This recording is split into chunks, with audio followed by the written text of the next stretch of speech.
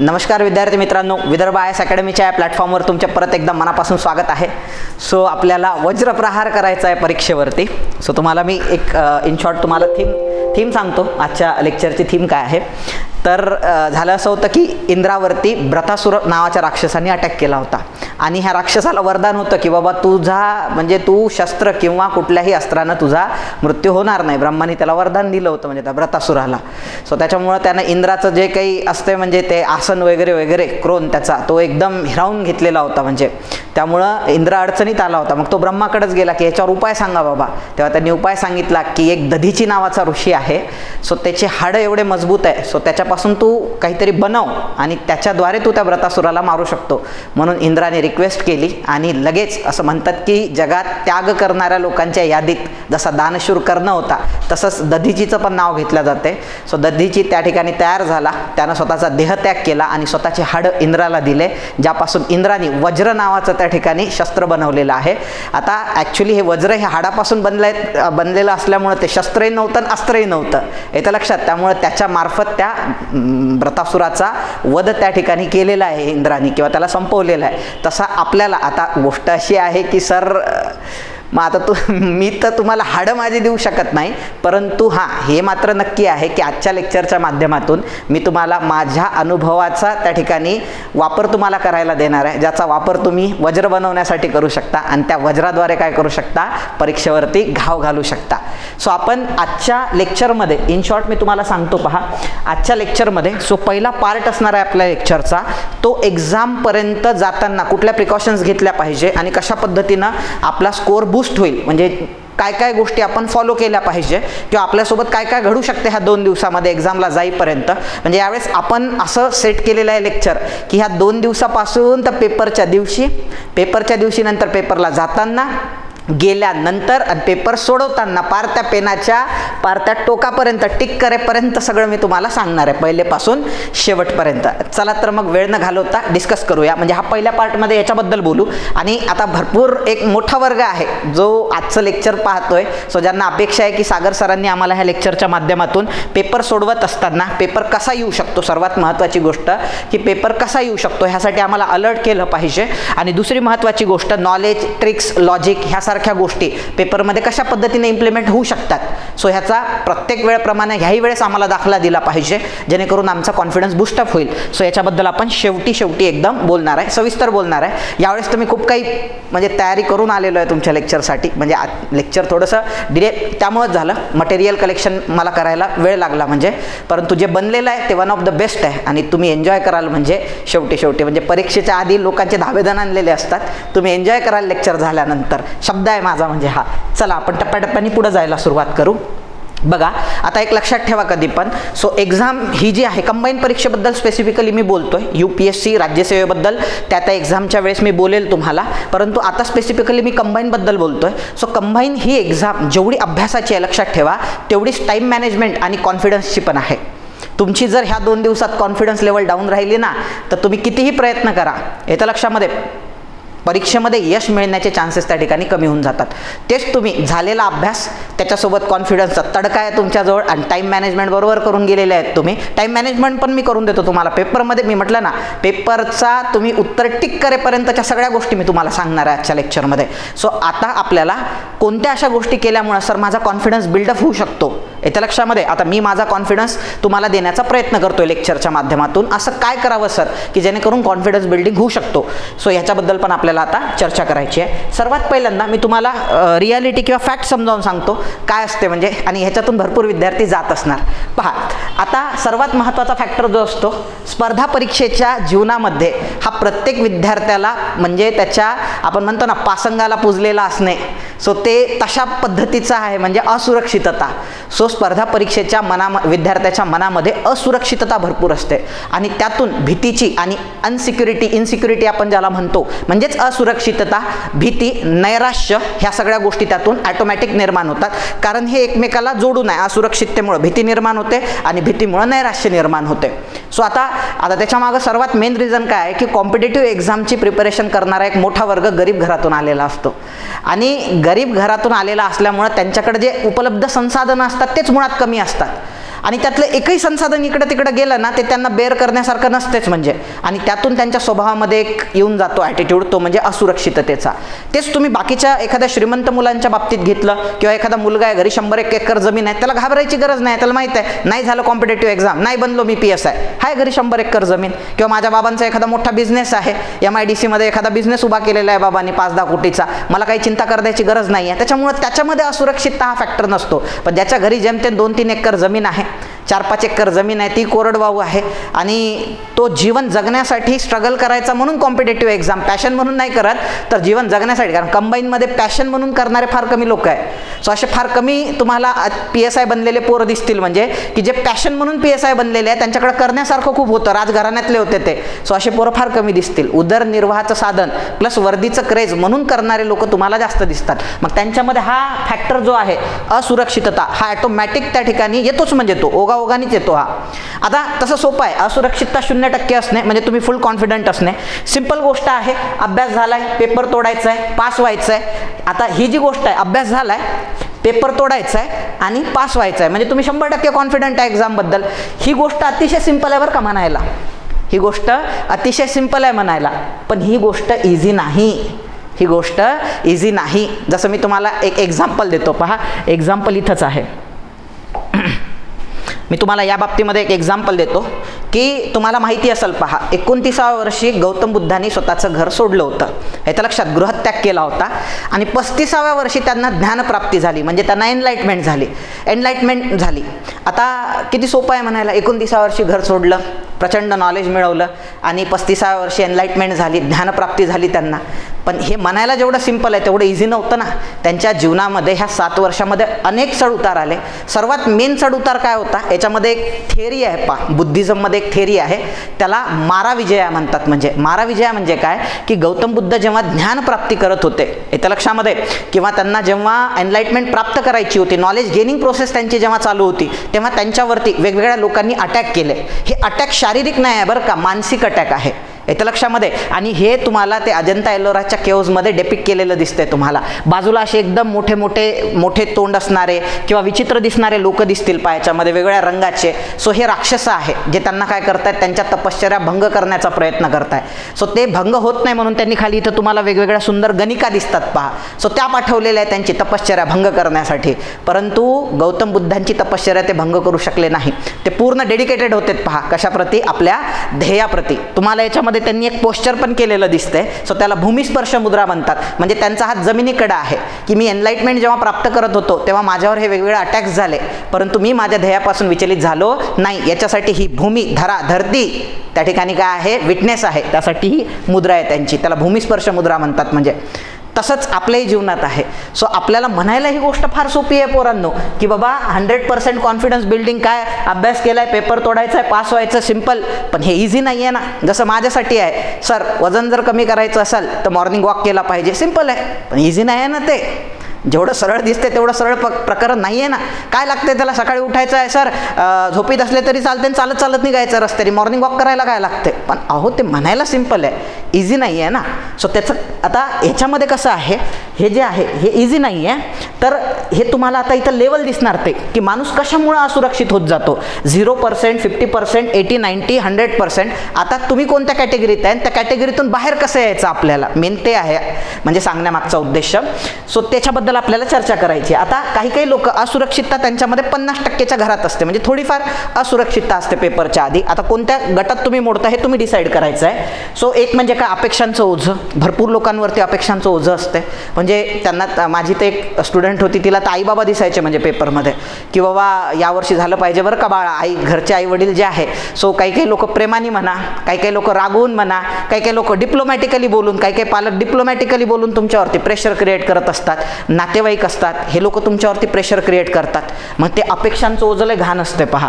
मग त्याच्यातून इन्सिक्युरिटी निर्माण होते, की झालं तर ठीक, पण नाही झालं तर मग मी ह्या लोकांना कसं तोंड देऊ. आणि याच्यामुळे आपण निगेटिव्हिटीकडे वळायला लागतो.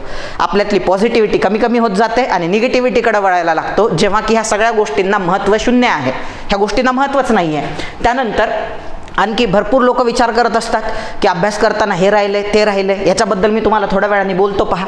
कारण भरपूर लोक आणतात डोक्यात तेच आहे, सर हे राहून गेले, सर ते हे वाचलंच नाही आम्ही वनस्पतीशास्त्र, सर ते आरोग्यशास्त्र वाचायचंच राहून गेलं, ह्युमन ॲनाटॉमी तर आम्ही वाचलेलीच नाही आहे, किंवा मानवी शरीरशास्त्र तर आम्ही वाचलेलंच नाही आहे सर ते पॉलिटीतलं नॉन कॉन्स्टिट्युशनल बॉडी जरा राहून गेलं होतं वाचायचं. सो असे वेगवेगळे भाव तुमच्या मनामध्ये असतील सध्या. सो त्यांच्या मनामध्ये हे ते त्या कॅटेगरीमध्ये येतात. 40 ते 50% असुरक्षितता त्यांच्या मनामध्ये निर्माण झालेली आहे. नैराश्य त्याच्यामधून ते कदाचित सध्याच्या पोझिशनमध्ये ह्या वाईट गोष्टींमुळे ते नैराश्यात असू शकतात.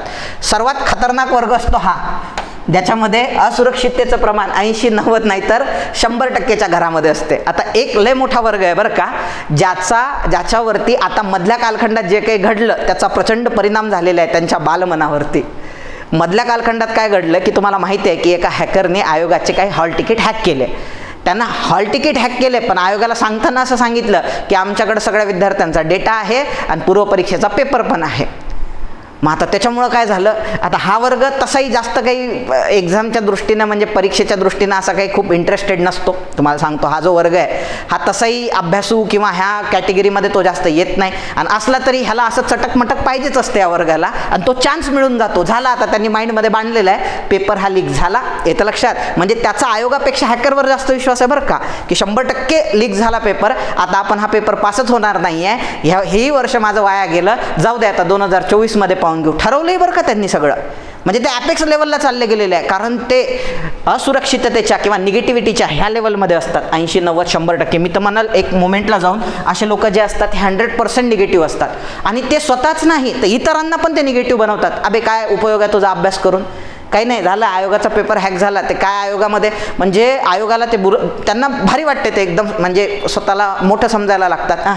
ते आयोग काय, ते स्वतःचा पेपर सिक्युअर करू शकत नाही, आणि काय पडलं ह्या आयोगामध्ये, हे असं ह्या कॅटेगरीमध्ये जाऊन बोलणार ते, येतं लक्षात. आणि एकदम आयोगाची इज्जत काढणार. आयोगाला काही फरक पडत नाही ह्या गोष्टीचा बरं का, परंतु आयोगाची तो इज्जत काढणार, आणि म्हणजे स्वतः तर नापास होणारच येणाऱ्या एक्झाममध्ये, सोबत 4-5 लोकांना तो सोबतीला घेऊन बाहेर पडणार. म्हणजे येतं लक्षामध्ये, म्हणजे ते असतात ना, ते एखाद्या पक्षातून एखादा पक्ष फुटतो, तो आमदार घेऊन बाहेर पडतो, तसा तो प्रकार आहे. म्हणजे सो तो बाहेर पडताना नापास होणाऱ्या कॅटेगरीमध्ये 10-12 पोरं 5-10 पोरं बाहेर घेऊन पडतोय. तर अशा पोरापासून तुम्ही सुरक्षित राहा, म्हणजे अशा याच्यापासून तुम्ही सावधान राहा, मला म्हणायचं, सतर्क राहा. अफवांवर विश्वास ठेवू नका, येतं लक्षामध्ये. सो ह्या अफवा आहेत सगळ्या. म्हणजे काही 2-3 दिवसापूर्वीचं मुलांचं 100% म्हणणं होतं की आयोग यावेळेस एक्झाम घेणारच नाही, पण असं झालं का? आयोगाने कुठली घोषणा केली का की आम्ही एक्झाम घेणार नाही? उलट आयोगाने नाकावर टिचून म्हणे आम्ही एक्झाम घेणार आहे, म्हणून एक्झाम वेळेत होणार आहे, आपल्याला ती द्यायची आहे आणि केनं प्रकारे पास व्हायचं आहे. आपला उद्देश एकच आहे, आपल्याला कोणावर टीका करायची नाही आहे, कोणाला कमी लेखायचं नाही आहे. तोही विद्यार्थीच आहे, जरी त्याच्या मनामध्ये तसला भाव आलेला असला तरीही, म्हणजे त्याच्या मनात तो विचार जो आला ना, तोही विद्यार्थी आहे, तोही आपलाच माणूस आहे बरं का. पण आपल्याला एकच लक्षात ठेवा, आपल्याला ह्या फंद्यात पडायचं नाही आहे.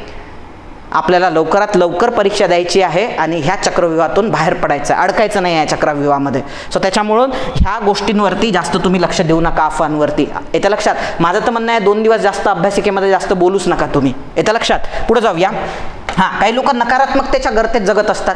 नकारात्मकतेच्या गर्तेत म्हणजे काय, स्वतःच म्हणत असतात यावर्षी पेपर अवघड येणार आहे, मला तर काही खरं वाटत नाही आहे, 3 वर्ष झाले आयोगाचा पॅटर्न बदललेला आहे, सो जे आपण करून जातो ते कुठल्याच पुस्तकातलं काहीच येत नाही आहे पेपरमध्ये. सो असे चर्चा करतात. आणि नकारात्मकते काही तर असे असतात की बाबा मुख्य परीक्षेचा विचार करतात आत्ताच. अरे मुख्य परीक्षा तर आता हे राहिलेली आहे, म्हणजे ऑनलाईन झालेली आहे, मग माझं कसं होईल मुख्य? अरे पहिले प्रिलिम्सचं पास कर राजा, मग मुख्य परीक्षेचं पाहू ना आपण. त्याच्यासाठी निघाल ना 4 महिन्यात सोल्युशन काहीतरी, येतं लक्षामध्ये. सो भरपूर लोक आहेत त्याच्यावर विचार करणारे, तुम्हाला काहीतरी ऑप्शन तयार करून देतील ना. आणि ठीक आहे ऑनलाईन होते आहे तर सगळ्यांसाठीच ते असणार आहे ना, पण त्यासाठी बाळा तुला प्रिलिम तर पास करावं लागणार ना पहिल्यांदा. सो त्याच्यामुळे हे मुख्य परीक्षा आता होणार आहे ऑनलाईन, मग मला तर ऑनलाईन काहीच येत नाही, मला तर टिक पण करता येत नाही कम्प्युटरवरती, कम्प्युटर उघडता पण येत नाही मला, एवढे माझे वांदे, मग माझं कसं होईल? मग आता जाऊ दे, कंबाईन जाऊ दे, मग मी करतो तलाठी भरती, पोलीस भरती. सो असा विचार करणाराही एक मोठा वर्ग आहे. सो खूप जास्त भविष्याचा विचार करू नका. परिणामांना पण घाबरणारे असतात की आता झालं भाऊ पेपर तर असा येतो दरवर्षी, माझं तर काही खरं नाही आहे, माझं तर पोलीस भरती पण निघणं अवघड आहे यावर्षी. सो हे असे विचार करणारे असतात. एक वर्ग असा असतो ज्याला स्वतःच्या अभ्यासापेक्षा इतरांच्या अभ्यासावरती लय कॉन्फिडन्स असतो. म्हणजे त्याचं मूर्तिमंत उदाहरण मी स्वतःच होतो.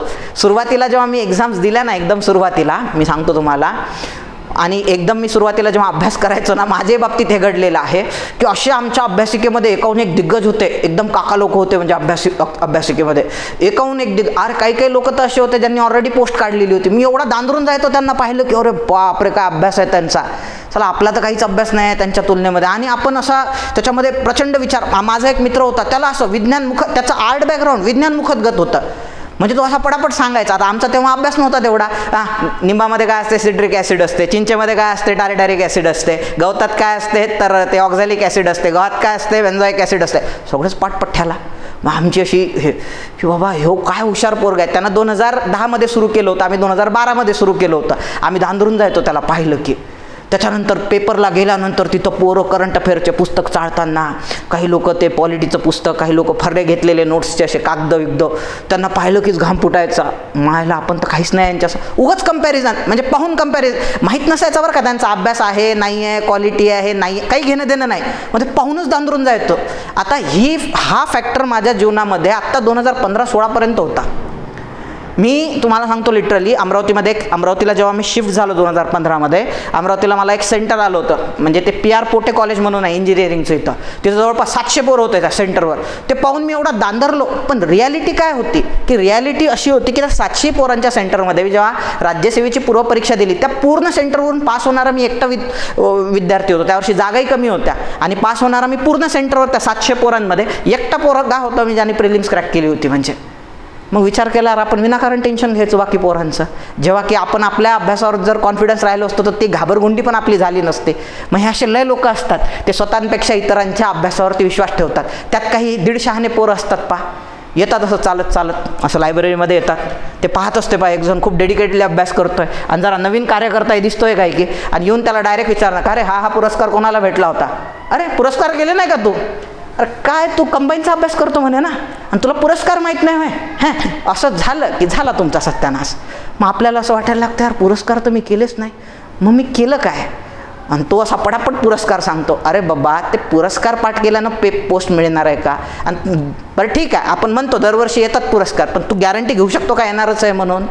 आणि बरं आले चुकलाही प्रश्न म्हणजे याचा अर्थ तुम्ही नापास आहे का, असं होतच नाही ना. त्याच्यामुळं माझं काय म्हणणं आहे की तुम्ही हे जे दुसरे पोरं आहेत ना, इतरांच्या अभ्यासावरती विश्वास ठेवू नका जास्त. तुम्ही येत्या लक्षामध्ये स्वतःच्या अभ्यासावरती विश्वास ठेवा आणि मग एक्झाम द्या, दुसऱ्याच्या नादाला बिलकुल लागायचं नाही. सो हे जे आहे, हे जे पोरं आहे हे सर्वात अनसिक्युअर असतात, इनसिक्युअर असतात येत्या लक्षामध्ये. सो तुम्ही त्या कॅटेगरीमध्ये राहू नका. जर इन्सिक्युरिटी असेल तर आपण आता ती हळूहळू घालवायला सुरुवात करू. आपल्याला ॲक्च्युली ह्या कॅटेगरीमध्ये फार कमी लोक असतात, कारण ही गोष्ट म्हणायला सिम्पल आहे पण इझी नाही आहे. सो 50%, 80%, 50, 60, 70, 80, 90, 100 सो ह्या कॅटेगरीमध्ये जास्त विद्यार्थी असतात. सो त्यांना त्याच्यातून बाहेर कसं आणायचं, सो त्याच्याबद्दल आपण टप्प्याटप्प्याने बोलायला सुरुवात करूया. येतं लक्षात. सो पहिल्यांदा आपल्याला लक्षात तुम्हाला तर ठेवायचं आहे वेगवेगळ्या गोष्टी. हां, आता पेपरला जाताना तुमचा ॲटिट्यूड कसा असला पाहिजे, तर हा ॲटिट्यूड तुम्ही गेन करा, म्हणजे तुमचे अर्धे प्रॉब्लेम तसेच सॉल्व्ह होऊन जातील. मी परीक्षेला गेलोच पाहिजे, पेपर निघालाच पाहिजे माझा, मी पास झालो पाहिजे, नाही झालो तो बाबा मी कोणाला तोंड दाखवायच्या लायकीचा राहणार नाही. 3 वर्ष झाले अमरावतीत येऊन, पुण्यात येऊन, और छत्रपती संभाजीनगरमध्ये येऊन अभ्यास करतोय, माझं तर काही खरंच नाही बाबा. ह्यावेळेस जिल्ह्याच्या ठिकाणी येऊन अभ्यास, आता तर शेतीलाच बोलावतील, त्याच्यात आणखी एक वर्ग असतो त्यांनी कमिटमेंट दिलेली असते, ह्या वर्षी पोस्ट काढूनच दाखवणार आणि मस्त आपण थाटात लग्न करू. आणि तिकडूनही आलेली असते धमकी की ह्या वर्षी जर पोस्ट निघाली नाही तर माझ्या घरचे दुसऱ्यासोबत लग्न लावून देत आहेत. म्हणजे सो असाही एक मोठा वर्ग आहे. सो ते काय, असे लोक काय करतात, परिणामांची चिंता जास्त करतात. सो ह्या पोरांसाठी मला सांगणं हे आहे की तुम्ही ॲटिट्यूड कसा ठेवला पाहिजे. एक लक्षात ठेवा, तुमचं वय काहीही असू द्या, काही 40-42 वर्षाचे किंवा 38 वर्षाचे लोक पण ही एक्झाम देतात, त्यांचं वय जास्त असते, 43 ही एज लिमिट आहे काही लोकांसाठी. सो तुमचं वय इरिस्पेक्टिव्ह ऑफ युअर एज, तुमचं वय काही असू द्या, पण एक लक्षात ठेवा तुम्ही एक परीक्षा देताय, त्यामुळे तुम्ही एक विद्यार्थी आहात, हे कधीच विसरू नका. आणि विद्यार्थ्याचं कर्तव्य काय असते की पेपरमध्ये बेस्ट ऑफ द बेस्ट देणे, पेपरमध्ये गेल्यानंतर हर एक प्रकारे पेपर तोडण्याचा प्रयत्न करणे. सो आपल्या प्रयत्नांची पराकाष्ठा करणे. आता राहिला प्रश्न पास होणे नापास होणे, हे तसंही तुमच्या हातात नाही आहे, ते तर कोणाच्या हातात आहे, आयोगाच्या हातात आहे. त्यामुळं परिणामांची चिंता केल्यापेक्षा मला पेपर कसा योग्य पद्धतीनं सोडवता येईल, त्याच्यात वेगवेगळे आयाम कसे लावता येईल, सो ह्या गोष्टीवर फोकस करण्याचा प्रयत्न करा. म्हणजे तुमचं मॉरल बिलकुल डाऊन होणार नाही आणि तुम्ही परीक्षेवर फोकस कराल, परीक्षेच्या परिणामांवरती नाही. परीक्षेच्या परिणामांची चिंता मग परीक्षा झाल्यानंतर पाहू आपण, ते येतं लक्षात. आणि ते मी तुम्हाला सांगितलंय तसंही पास होणं नापास होणं हे तुमच्या हातात नाहीच आहे, ते कोणाच्या हातात आहे, आयोगाच्या. म्हणून मी विद्यार्थी आहे आणि विद्यार्थी म्हणूनच परीक्षा देणार, ह्या ॲटिट्यूडने तुम्ही एक्झामला जाण्याचा प्रयत्न करा आणि पास नापासचा प्रश्न आयोगावरती सोडून द्या. लक्षात ठेवा ही बाब, की नॉर्मली आपण जर 1 वर्षापासून अभ्यास करतोय, त्याच्यापेक्षा जास्त पण 2-3 वर्षापासून वगैरे, तर 1 वर्षापासून जर मागं आपण अभ्यास करणार असो, मिनिमम 2-3 वर्षापासून अभ्यास करणार असो ह्या एक्झामचा, तर आपला 80-90% अभ्यास झालेलाच असतो एक्झामचा.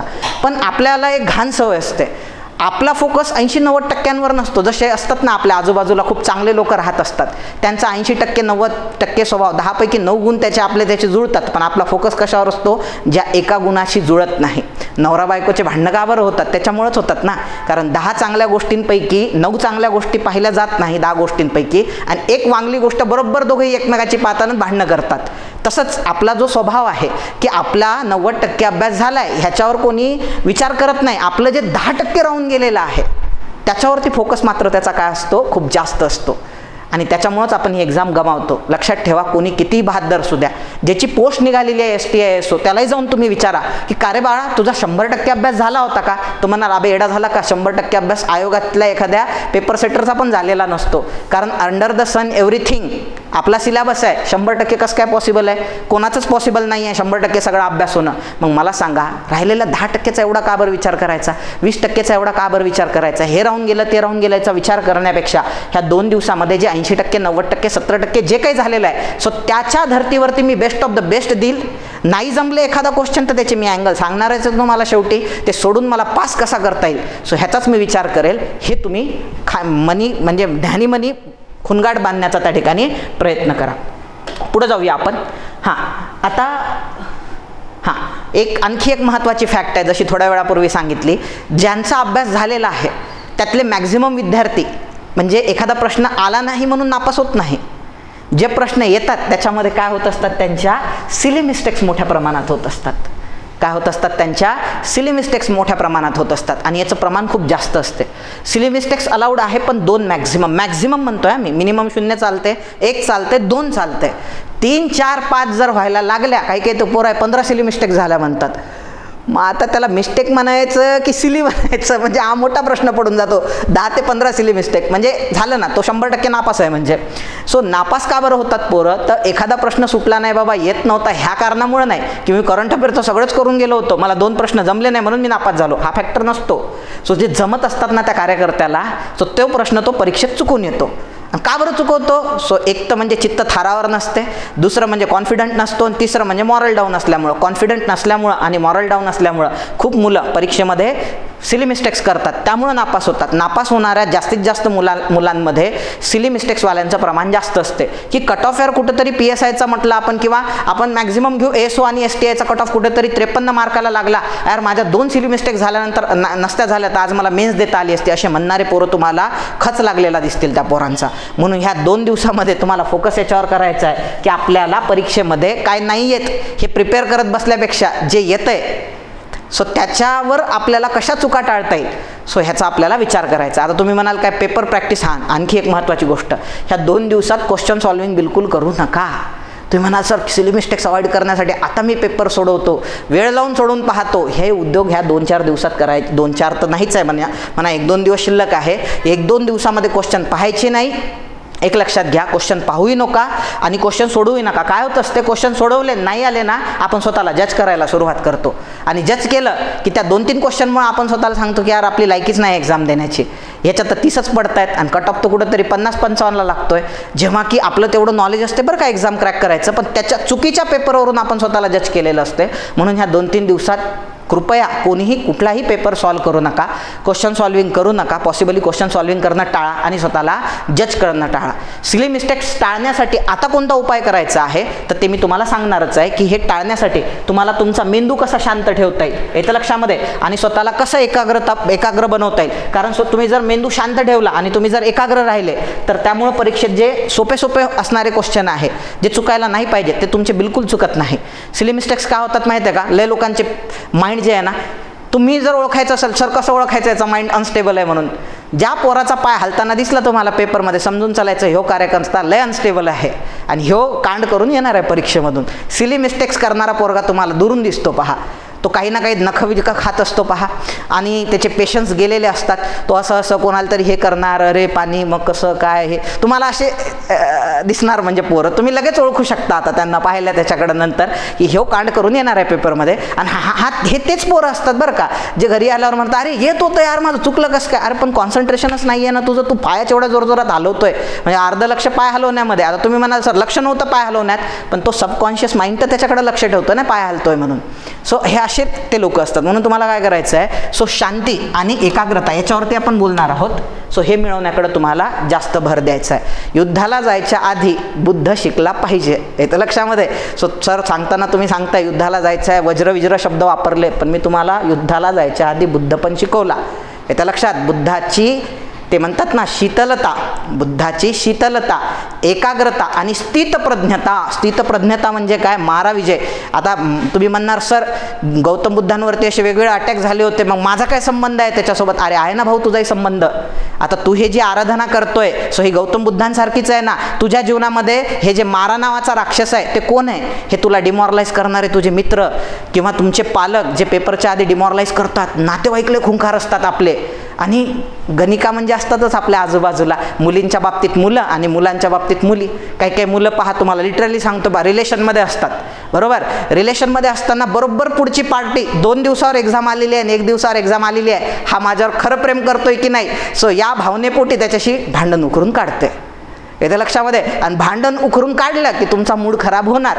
मग मनात विचार येतात, ज्या व्यक्तीसाठी आपण हे सगळं करतोय त्या व्यक्तीलाच माझं काही घेणं देणं नाही आहे, जाऊ दे, उडत गेली एक्झाम, उडत गेली ती, उडत गेला तो, ह्या असा भाव येत असतात मनात. मी सगळे फेजेस पाहिलेले आहे, भरपूर फेजेसमधून मी स्वतः गेलेलो आहे, भरपूर फेजेस मी जवळून पाहिलेले आहे. माझी एक मानलेली बहीण होती अभ्यासिकेमध्ये, नाव तर मी घेणार नाही तिचं. सो तिचं UPSCच्या पेपरच्या आदल्या दिवशी तिच्या बॉयफ्रेंडसोबत भांडण झालं, तर पेपरला नाही गेली ती. UPSCच्या 2 वर्ष झाले अभ्यास करत होती ती, 8-8 तास द हिंदू वाचायची. आता अभ्यास जाऊ द्या, पेपर पास हो ना, हा पुढचा प्रश्न. पेपरलाच नाही गेली ती, एवढी मनस्थिती खराब झाली. नेमकं परीक्षेच्या आदल्या दिवशी शनिवारी भांडण झालं होतं UPSCच्या पेपरच्या आधी. एवढे काही काही लोक खतरनाक असतात. मग तुम्ही म्हणू नाही शकत की बाबा मी सर माझ्यामध्ये ना आता ह्या बुद्धांमध्ये काय साम्य आहे. अरे एवढं मोठं साम्य आहे ना, ही तुमची तपश्चर्याच आहे ना. तुम्हाला पण मारा विजय करायचा आहे ना. भूमिस्पर्श मुद्रेऐवजी तुम्हाला एखादी पुस्तक स्पर्श मुद्रा दाखवायची आहे. सो ह्या 2 दिवसांमध्ये तुम्हाला शांती आणि एकाग्रतेची प्रचंड गरज आहे. सो त्यामुळं अशा मारा नावाच्या राक्षसापासून तुम्ही काय राहिलं पाहिजे, सावध राहिलं पाहिजे, येतं लक्षात. आणि ते 100%. आणि एक लक्षात घ्या, असे जर अटॅक तुमच्यावर होत असतील, मी जे बोललोय तुम्हाला, मित्रांचे, मैत्रिणींचे, आईबाबांचे, नातेवाईकांचे, हे जर किंवा वेगवेगळ्या वाईट विचारांचे जर तुमच्यावर अटॅक होत असतील, तर समजून चालायचं आपण योग्य दिशेनं चाललेलो आहे. फक्त आपल्याला गौतम बुद्धांसारखं काय राहायचं आहे, स्थितप्रज्ञ. इंग्लिशमध्ये शब्द आहे स्टॉईक, ज्याला सुखदुःखाशी काही घेणं देणं नाही आहे, जो स्वतःच्या ध्येयावरती फोकस आहे. एनलाइटमेंट, त्यांच्यासाठी एनलाइटमेंट होतं नॉलेज मिळवणं, आपल्यासाठी एनलाइटमेंट आहे पास होणं. म्हणून ते लक्षात ठेवा, शांती आणि एकाग्रतेला. सो युद्धाला जायच्या आधी बुद्ध जवळ असणं गरजेचं आहे. पुढे जाऊया, परीक्षेच्या सकारात्मक बाजू समजून घ्या, येतं लक्षात. आता आपण नकारात्मक गोष्टीवर भरपूर चर्चा केली, आता सकारात्मक पण बाजू आहे परीक्षेला. का बरं नकारात्मक गोष्टींची बाजू केली, कारण आपल्याला त्यावर मात करायची आहे, येतं लक्षामध्ये. सो सगळं सकारात्मक सांगायचं, गुलुगुलू सगळं सांगायचं आणि निगेटिव्ह गोष्टी निग्लेक्ट करायच्या असं नाही आहे, येतं लक्षात. तेही माहीत पाहिजे आपल्याला की नकारात्मक बाजू कोणती आहे आणि त्यावर मात कशी करायची आहे. तसंच सकारात्मक पण बाजू आहे परीक्षेला. आता सकारात्मक बाजू पहा, एक म्हणजे सर्वात जास्त जागा आहे यावर्षी. म्हणजे मी तर माझ्या पूर्ण करिअरमध्ये एवढ्या जागा कधी कंबाईनमध्ये निघालेल्या आजपर्यंत पाहिल्या नाही. आणि एवढे पोरं मेन्सच किती, विचार करा तुम्ही किती पोरं मेन्स द्याल. म्हणजे मला तर असं वाटतं हर एक पोरगा ज्यानं अभ्यास केलेला आहे मागच्या काही महिन्यांमध्ये, तो प्रत्येक पोरगा यावर्षी मेन्स देणार आहे. एवढ्या जागा आहे बोट्ट्यांनो, मग ह्याच्यापेक्षा काय सकारात्मक असू शकते. सो कट ऑफ जे आहे, आता त्याच्याबद्दल मी जास्त बोलणार नाही आत्ता, पण एक लक्षात घ्या, जो पोरगा चांगला अभ्यासू आहे त्या प्रत्येकाला मेन्स द्यायला भेटणार आहे. आणि मला असं कुठंतरी वाटते की सगळ्यांना त्या ठिकाणी सिलेक्ट होऊन अपॉर्च्युनिटी मिळणार आहे. त्यामुळे पुढच्या वर्षीची वाट पाहू नका, कारण पुढच्या वर्षी सर्कमस्टन्सेस कसे असतील हे आपण सांगू शकत नाही. आणि तुम्हाला माहिती आहे सरकार पटापट बदलत आहेत, स्टेबल सरकार येत आहेत, कधी अनस्टेबल सरकार येत आहेत. सध्याचे सरकार टिकेल का याची काही गॅरंटी नाही. महाराष्ट्रातले जसे पॉलिटिकल सर्कमस्टन्सेस असतात त्याचे परिणाम आपल्या एक्झामवरती पण होत असतात, हे तुम्हाला चांगल्या पद्धतीनं माहिती आहे. मग आपल्याला आता मिळालेली आहे अपॉर्च्युनिटी, सो हातचं सोडून पळत्याच्या पाठीमागं लागायचं नाही. ह्याच संधीचं आपल्याला सोनं करायचं आहे, येतं लक्षामध्ये. सो जे आहे, जे संसाधन आहे, सर हे राहून गेलं होतं माझं, ते राहून ठीक आहे, राहू देते. जेवढं येतंय ना त्याच्या आधारावरती मला पेपर कसा सोडवता येईल, सो ह्याचाच विचार करा पोरांनो. पुढे जाऊया आपण. दुसरी महत्त्वाची गोष्ट, परीक्षा नियमित वेळेत होत आहेत. अरे भाई, मधल्या कालखंडात एक दोन वर्ष एक्झाम पण झाल्या नाही अरे, पण ह्या वर्षी रेग्युलर, मागच्या वर्षी रेग्युलर, त्याच्या मागच्या वर्षी रेग्युलर. सो एक्झाम किती रेग्युलर होत आहे त्याचा विचार करा ना. आणि हे सर्वात म्हणजे आपलं जे स्पर्धा परीक्षेचं जे हेल्दी सायकल आहे ते हेल्दीच राहण्यासाठी परीक्षांचं चक्र फिरत राहणे फार गरजेचं आहे. खूप लोकांना असं वाटते 3-4 दिवसापूर्वी वाटलं एक्झाम नव्हती व्हायला पाहिजे म्हणून. असं नाही आहे बाळांनो, तुम्हाला अनुभव नाही आहे. एक्झाम होत राहिली पाहिजे. ही एक्झाम होऊन जाऊ द्या, लय लोकांना सिलेक्ट होऊ द्या, कॉम्पिटिशन ऑटोमॅटिक कमी होते. पुढची एक्झाम हीच पुढे जात राहायला पाहिजे जोपर्यंत माझा. अरे अभ्यास तर 3 वर्ष होणार नाही तुमचा, मग काय 3 वर्ष एक्झामच घेऊन आयोगाने? सो हे चुकीचं आहे. एक्झाम रेग्युलरली झाल्या पाहिजे आणि रेग्युलरली सिलेक्शन झाले पाहिजे आणि हे चक्र अविरत राहिलं पाहिजे. यावर्षीची यावर्षी, पुढच्या वर्षीची पुढच्या वर्षी. सो असे विचार करणारे हीच एक्झाम पुढच्या वर्षी व्हावं म्हणजे माझा अभ्यास झालेला राहील. सो त्याचा पुढच्या वर्षी होत नाही अभ्यास, कधीच होत नसतो अभ्यास. अभ्यास झालाय पूर्ण असा पोरगाच भेटणार नाही तुम्हाला, येतं लक्षात. ते नियर टू इम्पॉसिबल आहे. त्यामुळे ती एक गोष्ट लक्षात घ्यायची आहे तुम्हाला. सो परीक्षा रेग्युलर होत आहेत ही खूप चांगली गोष्ट आहे. आणि आयोग पण काय करते आहे, दिवसेंदिवस त्यांच्या विचारधारेमध्ये सकारात्मक बदल करतायत. अडचणी आहेत, तुमच्याही जीवनात आहे, माझ्याही जीवनात आहे, सर्वांच्या जीवनात आहे. त्याच्यावर आपण मात कसं करतो हे महत्त्वाचं असते. तसं आयोगाच्याही जीवनात अडचणी आहे, प्रचंड अडचणी आहे. त्यांना प्रचंड दुःख झालं असणार आता हे जे हॅक झालं ना प्रकरण, पण त्याच्यावर आयोग मात करण्याचा पूर्ण प्रयत्न करते. थंड नाही आहे आपला आयोग इतर राज्यांसारखा आणि करप्ट पण नाही आहे इतर राज्यांसारखा. ह्या सगळ्या सकारात्मक गोष्टी आहे बरं का याच्यामध्ये, हे लक्षात घ्यायचं आहे तुम्हाला. पुढे जाऊया. आता 2 दिवसात काय काय करायचं आहे, तर नवीन काही वाचू नका. कोणी म्हटलं अरे हे येणारच आहे परीक्षेत, ते म्हणा तू सोडव, पास हो, आनंद आहे म्हणा, कौतुक आहे तुझं, बन म्हणा तू अधिकारी, मी माझ्या पद्धतीनं सोडवल म्हणा. सो नवीन काहीही वाचू नका. सो ते नवीन वाचण्याच्या एका प्रश्नाच्या नादामध्ये कदाचित एक प्रश्न येईलही त्या गोष्टीवरती, पण त्या एका प्रश्नाच्या नादात मेंटॅलिटी खराब होऊन आपले 3 प्रश्न चुकतील, त्याचं काय येत्या लक्षामध्ये. आणि असं होते बरं का, ह्या 2 दिवसामध्ये जर मनस्थिती चांगली नसली ना, असे एकदम सोपे प्रश्न येतात. खालीलपैकी शिखांना कुठल्या कायद्याने वेगळे मतदारसंघ बहाल केले? वेगळे मतदारसंघ कोणत्या कायद्याने?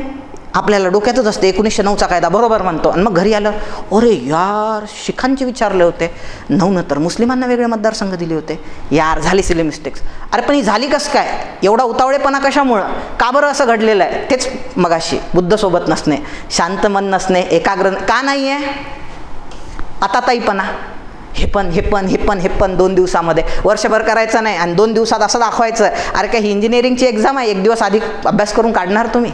त्या एक्झाम वेगळ्या, ही एक्झाम वेगळी आहे. ही तपश्चर्येची एक्झाम आहे, येतं लक्षामध्ये. सो प्रयत्नांची पराकाष्ठा करणारी एक्झाम आहे. त्यामुळे 2 दिवसामध्ये आता ते झोपत नाही, आता मी रात्रंदिवस एक करतो, 1 तासाची झोप घेत, असे प्रकार आता आपल्याला करायचे नाही आहे. सो त्यामुळे नवीन काही वाचू नका.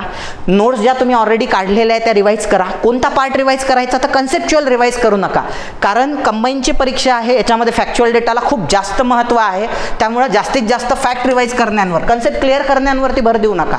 ज्या तुम्ही फॅक्ट्स केलेल्या आहेत त्या जास्तीत जास्त पाठ करण्यावरती तुम्ही भर देण्याचा प्रयत्न करा. याच्यामध्ये लक्षात ठेवा, अभ्यासाचा जो हेतू आहे आपला, हा 2 दिवसाच्या अभ्यासावर परीक्षा काढायची आहे हा नाही आहे. सो परीक्षेच्या आधीचे हे 2 दिवस व्यवस्थित गेले पाहिजे आपले, कळालं का? सो ह्या 2 दिवसामध्ये उथलपुथल नाही झाली पाहिजे, माइंड माझा स्टेबल राहायला पाहिजे, हा हेतू आहे. हे जे लोक असतात ना नवीन वाचू दे, हे 2 दिवसात एक्झाम काढतो बाबा मी, हा ॲटिट्यूड असणारे पोरं असतात ते. आणि आम्ही जे तुम्हाला सांगतोय की 2 दिवसामध्ये झालेल्याच गोष्टी रिवाईज करा. का बरं? कारण तुम्हाला 2 दिवस एंगेज राहायचं आहे. रिकामं मन कुविचाराचं धन. तुम्ही जर रिकामे राहिले तर तुमच्या मनामध्ये वाईट विचार येणार, वाईट विचार आले तर हातातली एक्झाम जाणार. सो 2 दिवसाच्या एखाद्या गोष्टी आल्याच एक्झाममध्ये, त्याचा फायदा आहे, ते तुम्हाला बोनस आहे. पण लक्षात ठेवा, 2 दिवसाच्या अभ्यासाचा आपला जो उपयोग आहे तो परीक्षेमध्ये त्यातलं काहीतरी येईल आणि मी पास होईल हा नसून जे आपण वर्षभरात केलेलं आहे ते व्यवस्थित आठवावं आणि हे 2 दिवस माझे कन्स्ट्रक्टिव्हली गेले पाहिजे, रिकामं नाही राहिलं पाहिजे, विनाकारण दुसऱ्याशी इंटरॅक्ट नाही झालं पाहिजे रिकामं आहे म्हणून. सो ह्यासाठी म्हणून अभ्यास करायचा आहे, हे 2 दिवस चांगले काढायचे आहे. सो यासाठी म्हणून झालेल्या गोष्टी रिवाईज करण्याचा प्रयत्न करा, तुम्हाला फ्रस्ट्रेशन येणार नाही. शांत आणि एकाग्रतेसाठी झोप आणि जेवण फार महत्त्वाचं आहे. आता काही काही लोकांना 2 दिवस जेवण पण गोड लागणार नाही तरी जेवण करायचं. पोळी भात आणि जेवणाचे टायमिंग जे आहे ते नेमकं परीक्षेच्या वेळेस ठेवू नका, जेणेकरून मग ते काय होते माहिती आहे का, हे म्हटलं मी गेलो आहे त्याच्यामधून म्हणून मी एवढ्या बारीक गोष्टींवर तुमच्याशी बोलू शकतो. काय होते माहिती आहे का, काही काही पोराला नेमकं 11 वाजता जेवायची सवय असते. आहे विदर्भामध्ये तो पॅटर्न आहे, 10-11 वाजता लोक जेवतात आणि पश्चिम महाराष्ट्र मराठवाडा वगैरेमध्ये सकाळी नाश्ता करतात 8 वाजता आणि जेवण 1 वाजता घेतात. ठीक आहे, पण जे पोरं हे 10-11 वाजता जेवणारे आहेत ना त्यांच्या बाबतीत काय घडते माहिती आहे का, नेमकं पेपरला जाताना पोट वाजायला लागते, गुर गुर गुर गुर आवाज येतो पोटातून. असं वाटतं दुसरे तर ऐकत नाही आपल्या पोटातला आवाज, कावळे ओरडणे म्हणतो ना पोटामध्ये. सो असे प्रकारले लोकांच्या बाबतीत घडतात. हे जर टाळायचं असेल तर थोडासा शेड्यूल एक्झाम ओरिएंटेड बनवा की 9 वाजता आपण नाश्ता केला पाहिजे, येतं लक्षात. आणि जेवण आपण जे आहे 12:15, 12:30, 12:45 हा टाईम सेट करा, म्हणजे जेणेकरून काय होईल परीक्षेच्या त्या ह्याच्यामध्ये आपल्याला कुठलंच डोक्याला ताप नाही पाहिजे, पोट रिकामं राहिलं बाबा किंवा ह्या सगळ्या गोष्टी घडल्या नाही पाहिजे. सो झोप चांगली घ्या, येतं लक्षामध्ये. सो जागरण करू नका खूप जास्त, स्वतःला त्रास होईल असं काही वागू नका. झोप आणि जेवण वेळेवरती घेणे हे फार महत्त्वाचं आहे. म्हणजे माझं तर म्हणणं आहे लय रिलॅक्स राहा. माझं तर म्हणणं काय आहे, लय रिलॅक्स राहा. स्वतःला सांगायचं लय कष्ट घेतले बाबा, 1 वर्ष झाले लय मरमर केली, माझे दोस्त सगळे गावाला जात होते मस्तपैकी, पुरणपोळ्या खायचे, आंब्याचे रस हाणायचेत, म्हणजे मी लय एकाग्र राहून अभ्यास केला आहे, मी त्याच्यावर विश्वास ठेवणार, ह्या 2 दिवसात मरमर करणार नाही. स्वतःला हे सांगायचं म्हणजे तुम्ही आणि पुढे जाण्याचा प्रयत्न करायचा. पुढे जाऊया आपण. जर आदल्या दिवशी झोप लागली नाही तर, हां खूप जणांना असते की आदल्या रात्री झोपच लागत नाही. मला UPSCच्या पेपरच्या आदल्या रात्री झोप लागत नव्हती, पण आम्हाला एक सर आले होते अमरावतीच्या प्री IAS ट्रेनिंग सेंटरला असताना. मलाही नव्हती लागत आणि माझ्या रूममेटला पण नाही लागायची, गणेश पाटील ना त्याचं नाव होतं, गण्याला पण नाही लागायची, मलाही नाही झोप रात्रभर झोप नव्हती लागत, कडपलटत होतो आम्ही. मग आमच्या एका सरांनी आम्हाला सांगितलेली होती, तिला सुंदर फॅक्ट आहे जी मी तुम्हाला सांगतोय, माझ्या सरांनी मला सांगितली मी तुम्हाला सांगतोय. त्यांचं असं म्हणणं होतं की इन केस परीक्षेच्या आदल्या दिवशी झोप नाहीच लागली, ठीक आहे नॅचरल गोष्ट आहे ती, प्रेशरखाली झोप लागली तर चांगलीच गोष्ट आहे, आनंद आहे त्याच्यामध्ये, पण नाहीच लागली तर लय टेन्शन घ्यायचं नाही त्याचं. लय लोक परीक्षेच्या आधी झोप लागत नाही म्हणून टेन्शनमध्ये असतात आणि झोप झाली नाही म्हणून परीक्षेत टेन्शनमध्ये असतात. विचित्रच प्रकार असतो तो म्हणजे. सो एक लक्षात घ्या, झोप नाही जरी झाली तुमची तर माणसामध्ये 48 तास कुठलंही झोप न लागता, म्हणजे झोप न घेता 48 तास तेवढ्याच इफिशियंटली काम करण्याची ताकद आहे, हे लक्षात ठेवा. म्हणून एखाद्या वेळेस नाही झाली झोप रात्री किंवा कमी झाली 2-3 तासाची, लय टेन्शन घ्यायचं नाही की आता माझं कसं होईल बाबा, पेपरमध्ये मी परफॉर्म करू शकेल की नाही, आरामात करू शकाल, लय काही त्याच्यामुळं फरक पडत नाही, ही गोष्ट लक्षात ठेवा. पुढे जाऊया आपण. आता पेपरला जाता जाता कुणाशी वाद घालू नका. भांडणं उखरून काढत असतील कोणी, लांब राहा.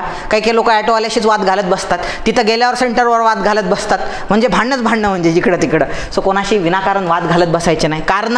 कारण जरी, आता विनाकारण तर म्हटलोच, कारण जरी शोधून काढलं एखाद्याने वादाचं तरी त्याला म्हणा भाऊ 2 हान कानाखाली चालतंय, पण वाद मला घालायचा नाही आहे, मी त्या मूडमध्ये नाही आहे, मी जरा वेगळ्या फेजमध्ये आहे, हे तर लक्षात. एखाद्याने म्हटलं म्हणजे तुम्ही घाईघाईत बसले ॲटोमध्ये, ॲटोवाल्याने सोडलं सेंटरवर, वेळेवर म्हटलं दे 200 रुपये, चुपचाप काढायचे, देऊन, लय नुकसान नाही होणार तुमचं. पगारात पहिला पगार झाला वसूल होऊन जातात 200 रुपये तुमचे. सो 200 नाही मग 50च आहे, 200 कसं काय सांगतो तू, 100 तर लय झाले. सुरू झाले भांडणं त्याच्यासोबत. सो असे उद्योग करायचे नाही. सेंटरवर कोणाशीही पेपरबाबत चर्चा करायची नाही. तज्ज्ञ मंडळी खूप असतात तिथं, चर्चा करत बसले असतात, यावर्षी पेपरच असेल, यावर्षी तसाच पेपर येईल. तज्ज्ञ मंडळी खूप आहे, येतं लक्षात. उगाच त्यांच्यामध्ये जाऊन उभं राहायचं, बरं असं होणार आहे का. सो हे अशा चर्चांमध्ये त्या ठिकाणी विनाकारण सहभागी व्हायचं नाही. पेपरला जाताना सोर्स ऑफ पॉझिटिव्हिटी शोधा, म्हणजे जिथून आपल्याला पॉझिटिव्ह एनर्जी मिळेल. काही लोकांसाठी मंदिर असते, काही लोकांसाठी त्यांचे आईबाबा असतात, काही लोकांसाठी मस्जिद असू शकते, काही लोकांसाठी स्तूप असू शकते, काही लोकांसाठी चर्च असू शकते. सो सोर्स ऑफ पॉझिटिव्हिटी शोधा, येतं लक्षात. सो त्याच्यानंतर हे ट्राय करून पहा बरं का. म्हणजे माणसाची इथं पिच्युटरी ग्लँड, आपली पिनियल नावाची ग्लँड असते पहा इथं, आणि मेंदूमध्ये सगळे अवयव 2-2 आहेत तुमचे, म्हणजे जेवढे काही पाहिले त्याचे 2-2 पार्ट पडतात. थॅलमस ग्लँड, हायपोथॅलमस ग्लँड, मेंदूमध्ये हिप्पोकॅम्पस आहेत तुमच्या, भरपूर ॲमॅगडाला आहे, भरपूर गोष्टी आहे मेंदूमध्ये, त्या सगळ्या 2-2 आहे. राईट ब्रेन, लेफ्ट ब्रेन, सेरेब्रमचे पण 2 पार्ट पडतात, हिंड ब्रेन, मिड ब्रेन, त्याच्यानंतर तुमचा फोर ब्रेन म्हणतो आपण, सगळ्याचे 2-2 पार्ट पडतात. पण अख्ख्या मेंदूत एकच गोष्ट अशी आहे ती युनिक आहे, एकच आहे, त्याचे दोन भाग नाही आहे. ती गोष्ट म्हणजे तुमची पिनियल ग्लँड, आणि ती बरोबर इथं असते. असं म्हणतं आपला आत्मा तिथं वास करतो. जर तुमचं लक्ष इकडे तिकडे विचलित होत असेल तर काय करायचं, चंदन घ्यायचं आणि त्याचा टिका लावून टाकायचा इथं. असा थंड वाटते चंदनामुळं. चंदन म्हणतो हा प्युअर मी. सो चंदन घ्यायचं, त्याचा वास पण छान येतो. तुमच्या मनामध्ये माझ्याकडून लिहून घ्या, इरेस्पेक्टिव्ह ऑफ युअर रिलिजन. धर्माला सर आम्ही मुस्लिम कम्युनिटीचे आहो, आम्ही बुद्धिस्ट कम्युनिटीचे आहो, जैन. सो मग हे योग्य, त्याला बाजूला ठेवा. ते चंदन आहे, बरोबर, कुठल्या धर्माशी रिलेट करू नका त्याला. सो चंदन आहे, मस्तपैकी चंदन असं घ्यायचं, लावायचं, थंडगार वाटते माणसाला आणि एकदम माणूस काम होऊन जातो. येते लक्षात. सो हे करण्याचा प्रयत्न करा. म्हणजे माझं काय म्हणणं आहे, हेच करा असं म्हणणं नाही आहे, पण सोर्स ऑफ पॉझिटिव्हिटी शोधत राहा तुम्ही. सो जेणेकरून परीक्षेमध्ये पॉझिटिव्ह एनर्जी तुम्हाला मिळत राहिली पाहिजे, त्याची जास्त गरज आहे आता आपल्याला. सो माझा अभ्यास झाला आहे, अभ्यासावरती विश्वास ठेवाय. आजचा पेपर तोडायचाच आहे, हा ॲटिट्यूड ठेवूनच जायचं आहे. म्हणजे दरवेळेस पेपर म्हणते ये ये ये ये, मी आलो आहे तू ये. आता आपण म्हणायचं नाही, मी आलो आहे तू ये, तुला तोडतो आता मी. इथं लक्षात, पेपर आपल्याला घाबरवतो की मी आलो आहे बरं का, ये. आपण म्हणायचं नाही नाही, पेपर तू ये. सागर सरांनी आम्हाला दरवेळेसप्रमाणे ह्याही वर्षी अस्त्र दिलेले आहेत. सो येताना मी शस्त्र पण घेऊन आलेलो आहे, अस्त्र पण घेऊन आलेलो आहे, शास्त्र पण घेऊन आलेलो ना. आता तर आम्हाला वज्र दिलं आहे सागर सरांनी यावेळेस. सो आमच्याकडं ब्रह्मास्त्र आहे, आमच्याकडं गांडीव धनुष्य आहे, आमच्याकडं पिनाक नावाचं सर्वोच्च धनुष्य आहे म्हणजे. सो त्यात लावण्यासाठी ब्रह्मास्त्र आहे. सो त्याच्यानंतर पाशुपत अस्त्र आहे, नागपाश आहे, सगळेच आहेत आमच्याकडे यावेळेस. सो आता तर तू तुटणारच भाऊ, येतं लक्षामध्ये. दरवेळेस तुला शहाणपणा करायचा पेपर, सो यावेळेस मी तुला तोडणार, येतं लक्षात. आता हे लोकांना सांगायची गरज नाही सर, लोकांना सांगितलं तर हसल, लोकांना सांगायचंच नाही आपल्याला. आणि आपलं मन तुम्हाला माहिती आहे, लोकांना आपण दाखवतो आपण लय मॅच्युअर आहे, आपलं मन लय बालिश असते. म्हणजे बालिश पण नाही म्हणता येत त्याला, चाइल्ड लाईक म्हणावं लागेल. सो आपलं मन एकदम लहान मुलासारखं असते. लोकांना आपण दाखवत असतो की आपण मॅच्युअर आहे म्हणून. म्हणून आपल्याला हे लोकांना सांगायचंच नाही आहे. आपल्याला आपल्या मनाला समजावून सांगायचं आहे ह्या सगळ्या गोष्टी. लोकांना ओरडून सांगायच्या आहेत का? नाही. सो त्यामुळे ह्या मनात ठेवायच्या गोष्टी आणि पेपरला सांगायचं, बस भाऊ आता आलो आहे मी, आता घाबरायची माझी वेळ नाही आहे, तुझी वेळ आहे म्हणजे. सो त्यासाठी काय काय करायचं आहे तेही सांगतो. म्हणजे मी म्हटलं ना, हा लेक्चरमधून एंडला तुम्ही जेव्हा जाल तेव्हा खूप काही घेऊन जाल म्हणजे. आणि हे तुम्हाला रिअलाईज होईल, तुम्हाला म्हणजे लिटरली तुम्ही जेव्हा हे लेक्चर संपेल तुमचं, तर तुम्हाला शक्ती गेन झाल्यासारखा म्हणजे तो अनुभव येईल म्हणजे येईल, जर तुम्ही अभ्यासू असाल तर. खूप टेन्शन आल्यास हां, आता आपल्या जे लेक्चरचा ॲटिट्यूड आहे तो कसा आहे ते मी तुम्हाला समजावून सांगतो. त्यामध्ये पहिल्यांदा आपण 2 दिवसात काय करायचं हे बोललो. एक्झामच्या आधी काय सिच्युएशन असते याबद्दल बोललो. आता आपण हळूचकन एक्झामच्या हॉलमध्ये गेलो आहे बरं का. आता आपण कुठं चाललो आहे? एक्झामच्या हॉलमध्ये चाललो आहे. आता हॉलमध्ये गेल्यानंतर तुम्हाला एका गोष्टीची अनुभूती की त्या वर्गात बसल्यानंतर, म्हणजे आता सगळं दाखवलं तुम्ही, सगळं चेकअप वगैरे झालं तुमचं, चेकिंग झाली, बॅग्स तुम्ही बाहेर ठेवलेल्या आहेत. सो त्याच्यामध्ये वॉटर बॉटल वगैरे ठेवल्यात तुम्ही, मोबाईल वगैरे सगळं बाहेर ठेवलं आणि आता तुम्ही वर्गात येऊन बसले. आता वर्गात येऊन बसल्यानंतर तुम्ही सगळ्यांचे चेहरे पाहायचे. सो असे भयानक असतात पोरांचे चेहरे. काही काहीचे डोळे एकदम लाल जागरणामुळं, काही काही लोक असे तोंड घेऊन बसलेले असतात, असे काही काही झोपलेले पण असतात. म्हणजे त्याला तो इन्व्हिजिलेटर येऊन उठवतो, अरे उठ बाबा, पेपर सोडवायचा आहे की नाही तुला. आणि वर्गात 40 पोरं असतात, आलेले 20 जण असतात. तिथून सुरू होतात आपले, अरे 20 तर आलेच नाही, म्हणजे यावेळेस कॉम्पिटिशन कमी वाटते जरा. सो हे असतंय बरं का, या गोष्टी असतात पोरांमध्ये. असू द्या, मी तिकडे जाणार नाही, त्याच्याबद्दल बोलणार नाही मी. पण तुम्ही तिथं बसलेले आहेत. तर मला माहीत नाही तुमच्या बाबतीत हे घडायचं की नाही, मी ह्याच्याबद्दल शाश्वत नाही आहे. पण माझ्या बाबतीत मला ती शांतता सहन होत नाही, त्याला भेसूर शांतता म्हणतात. मग मी काय करायचं माहीत आहे का त्याच्यावर? ते जर भेसूर शांतता मला नाही, म्हणजे त्यातले 5 मिनटं मला 5 घंट्यासारखे किंवा 5 दिवसासारखे वाटायचे. 5 मिनटं पण काढणं माझ्याकडून फार अवघड होऊन बसायचं. मग मी काय करायचं माहीत आहे का? बाथरूमला जायचो, बाथरूम वगैरे करायचो आणि काय करायचो, चेहऱ्यावर पाणी मारायचो. चेहऱ्यावर पाणी मारलं ना माणसाला लय फ्रेश वाटते. त्यात आता उन्हाळा आहे, याचं लक्षामध्ये. आणि पाणी तुम्ही स्वतःच्या सोबत घेऊन गेले तरी चालते, म्हणजे थंड पाणी घेऊन जा किंवा जे अवेलेबल असेल तेही पाणी मारू शकता.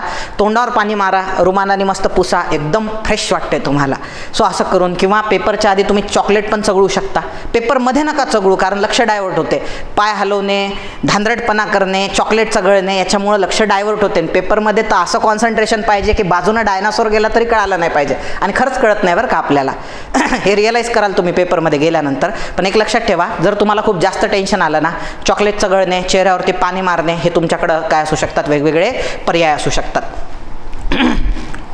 पुढे जाऊया आपण. बघा आता पेपर कसा सोडवायचा. आता हे झालं, आता तुम्ही पेपरमध्ये बसलेले आहात, येतं लक्षात. आता मी तुम्हाला इथून बोलायला सुरुवात करतो, त्यासाठी मी हा पेपर मागवलेला आहे. लय लोकांचा हा पेपर असा पाहिला की धाबे दाण्याला सुरुवात होते. अरे बापरे आला पेपर, आता कसं ह्याच्यात नंबर टाका, खांब वगैरे फुटायला लागतो त्यांना. 2023 लिहिलेलं असते, सामान्य क्षमता चाचणी. की मागं एक प्रश्न असतो बा, सतीची चाल नष्ट करण्यासाठी कोणता मूलत प्रयत्न केले, हे आठवून नाही राहिलं बा आपल्याला प्रेशर खाली. असं एकदम टेन्शन आलेलं असतं त्या कार्यकर्त्याला पेपर पाहिल्यानंतर. हे जर टाळायचं असेल तुम्हाला तर 2 दिवस ज्या अभ्यासिकेमध्ये तुम्ही अभ्यास करताय किंवा घरी ज्या टेबलावर बसून अभ्यास करताय असा पेपर समोरच ठेवायचा हा. म्हणजे रोज पाहायची याची सवय झाली पाहिजे. नाही तर हे डी जरी दिसलं ना पोरांना, डी आलाय सेट म्हणून, तरी टेन्शनमध्ये यायला लागतात ते. हे जर टाळायचं असेल तर हा पेपर समोरच ठेवायचा. आता पेपर तुमच्या हातात आलेला आहे, आता पेपर हातात आला. पहिले तुम्हाला आन्सर की देतील, त्यावर व्यवस्थित नंबर वगैरे टाकून ठेवायचे. पेपर हातात आला की त्याच्यावरती हा नंबर असतो पहा, इथं तुमच्या याच्यात दिलेला असतो तुमच्या हॉल तिकीटवरती. तो नंबर ह्याच्यावरती व्यवस्थित टाकून घ्यायचा. टाकल्यानंतर 3 मिनिट आधी हा पेपर दिला जातो तुम्हाला, लक्षात घ्या. जर आधी मिळाला तर आनंदच आहे. आता एक गोष्ट तुम्हाला लक्षात ठेवावी लागणार याच्यामध्ये. आपण काय करतो, आपण म्हणतो की आपल्याकडे किती आहे, 60 मिनिट आहे. पण आपल्याकडे खरंच लक्षात घ्या, पेपर सोडवण्यासाठी 60 मिनिटं कधीच नसतात पोरांनो. सो आपल्याकडं फक्त 55 मिनिटं असतात. 55 मिनिटं का बरं असतात आपल्याकडं? कारण ते मधामधात येतात ना, याच्यावर सही मारा, हा त्याच्यावर सही मारा. आता काही चांगले लोक असतात, मॅक्झिमम माहिती स्वतःच भरतात आणि तुमची फक्त सही घेतात. काही तुम्हाला त्याच्यावर नंबर पण टाकायला लावतात स्वतःच्या हस्ताक्षरामध्ये. मग हा नंबर लिहा, बुकलेटवर कोणता नंबर आहे हा लिहा, ह्याच्यावर कोणता नंबर आहे लिहा. मग बरोबर लिहिला का, त्याच्यात एखादा निगेटिव्हिटीवाला माणूस असेल, हा बरोबर नाही टाकला, हा एकच चुकवला, एक असा जास्तीचं बोलतात ते. सो ह्याच्यामागं आरामात 3, 4, 5 मिनटं आपले काय होतात, निघून जातात. त्याच्यामुळे लक्षात ठेवा, आपल्याला 60 मिनिटाचा वेळ मुळात नाहीच आहे, तो आहे 55 ते 56 मिनिटाचा. त्यात गोले करण्यासाठी जर पकडलं ना आपण, 3-4 मिनिटं गोले करण्याचे जातात. म्हणजे सोडवण्यासाठी वेळ किती आहे आपल्याला पेपर? सो 52-53 मिनिटं आहे पोरांनो. म्हणून आपल्यासाठी 1-1 मिनिट महत्त्वाचं आहे. त्यासाठी काय करायचं, 3 मिनिट जर आधी पेपर मिळाला तुम्हाला तर डायरेक्ट सोडवायला सुरुवात करू नका. काय करायचं, क्वेश्चन वाचून ठेवा ॲटलिस्ट. हां, जर तुमच्याकडे पेन्सिल असेल तर तुम्ही असं डॉट पण मारू शकता. समजा ह्या प्रश्नाचं उत्तर तुम्हाला माहिती आहे की पशुधन जनक, आता त्या वर्षीचा पेपर आहे म्हणून पशुधन हे इथं सील असते बा पेपरचं, ते तुटू द्यायचं नाही बरं का बिलकुल. येतं लक्षात, कायदा न तोडता, येतं लक्षात, कायदा न तोडता आपल्याला जायचं आहे. सो पाहून घ्यायचं, हां काय आहे, येते का प्रश्नाचं उत्तर नाही येत, मग पुढच्या प्रश्नाचं उत्तर येते का, हां येते, मग ते त्याच्यावर काय करायचं, पेन्सिलनं टिक करून घ्यायचं आहे असं. बरोबर. पुढचा प्रश्न, माझं म्हणणं आहे ह्या 3 मिनिटात किमान 5-1 क्वेश्चन तरी सोडून झाले पाहिजे तुमचे, 5 ते 6 प्रश्न. ठीक आहे. म्हणजे जमतच नसेल तर मग पुढचा पाहायचा आणखी प्रश्न. काही क्वेश्चन हे अर्ध्या पानाचे असतात, मग पुढचा पाहायचा प्रश्न जे एका ओळीतवाले आहे. हा दिसला गड्या, व्यापारवादी अर्थव्यवस्थेचा उद्देश कोणता होता, मग पटापट त्याच्यामध्ये हा होता बरं हे होतं. म्हणजे त्याच्यावर ॲन्सर कीवर लगेच टिक करायचं नाही, पण जेव्हा तुम्ही पेपर सोडवाल तेव्हा तो क्वेश्चन वाचायची गरज नाही, डायरेक्टच उत्तर तुम्हाला.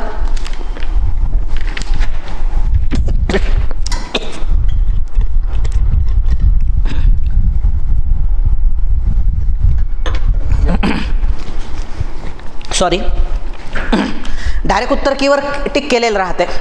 मग काय करायचं आहे तुम्हाला, फक्त त्याच्यावरती गोल करायचं आहे, बस तेवढंच राहते. ते काम केलं की आपण पुढे जाऊ शकतो. सो हा एक उपाय आहे त्याच्यामध्ये. पुढे जाऊया आपण, आणखी त्याच्याबद्दल बोलायचं आहे. हे तुम्ही फॉलो करू शकता. हां, आता भरपूरदा काय आहे, हां एक लक्षात घ्या, सुरुवातीला जर पेपर सोडवताना असं झालं, आता तुमचा सुरू झाला, तुम्ही सील वगैरे तोडलं आणि ओपन केलं, आणि ओपन केल्याच पुढं तुम्हाला मॅथ्स आणि रिझनिंगचे प्रश्न दिसले. सो पहिल्याच नंबरला मॅथ्स रिझनिंग आलं किंवा पहिल्याच नंबरला विज्ञान आलं. म्हणजे ज्याच्यासाठी जो अवघड विषय जातो, किंवा एखाद्याने चालू घडामोडीचा अभ्यासच नाही केला आणि नेमकं चालू घडामोडीच आलं त्याला सुरुवातीला, सो अशा वेळेस काय करायचं, दांदरून जायचं नाही. तुम्ही काय करू शकता, जो विषय तुम्हाला अवघड जातो तो तुम्ही स्किप करून टाकू शकता. त्याच्या सोडवण्याच्या, आता पहिल्या नंबरला आलं, मग असं कुठं आहे का राईट हँड थंब रूल की नाही पहिल्या नंबरला तो विषय आला, तो त्याच्यापासूनच मी सुरुवात केली पाहिजे, हे जरुरी नाही आहे ना आपल्याला. तुम्ही काय करा, हे 15 क्वेश्चन जे आहे तुम्हाला जर अवघड वाटत असतील ना, सोडून द्या.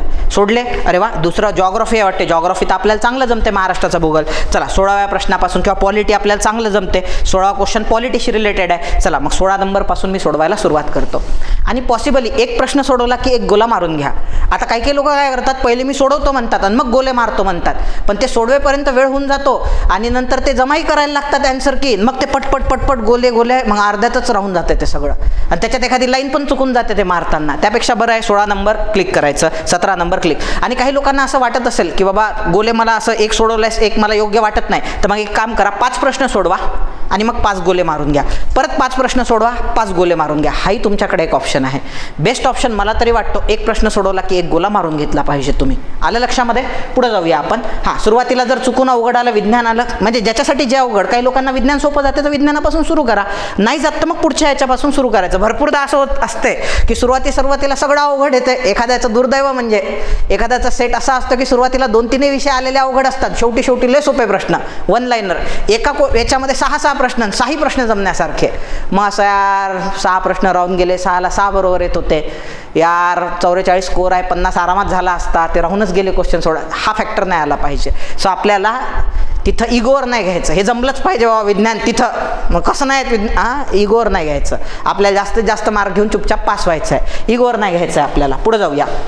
आता लक्षात ठेवा पेपर कसा येऊ शकतो तुम्हाला, तर एक लक्षात ठेवा, नॉर्मली आयोगाचा पॅटर्न कसा आहे की 7 तुम्हाला विषय आहे प्रिलिम्सला, त्या 7 पैकी 2 ते 3 विषय ते मुद्दामून यावर्षी, म्हणजे प्रत्येकच वर्षी असं करते आयोग, नॉर्मली अवघड करून टाकतात. काही विषय आता जॉग्राफी झालं, इतिहास झालं, एखाद्या वेळेस विज्ञान झालं, असे सोपे येऊन जातात आणि काही लय अवघड होऊन जातात. पॉलिटी अवघड होऊन जाते, अर्थशास्त्र. अरे तो आयोगाचा पॅटर्नच आहे. तो आयोगाचा काय आहे? पॅटर्नच आहे की ते काय करतात, अवघड टाकत चालतात. मग त्याचं एवढं टेन्शन घ्यायचं नाही, ठरवून जा आधीच की असं येणारच आहे ह्याच्यात, आणि मी वेळेवर घाबरणार नाही. नाही तर गेले तुम्ही ठरवून की जॉग्राफी सोपंच असते बाबा, आणि हे तर बाबा काय विचारलंय, भारताचंच जास्त विचारलं याच्यात, आणि मी तर महाराष्ट्राचं करून. अरे ठीक आहे, एक विषय अवघड आला, सागर सर बोलले होते 2-3 विषय आयोग अवघड टाकतच आहे, ठीक आहे, 2-3 विषय नाही, उरलेले 5-6 विषय आपल्या हातात आहे. सो ते सोडवण्याचा काय करायचा, प्रयत्न करायचा.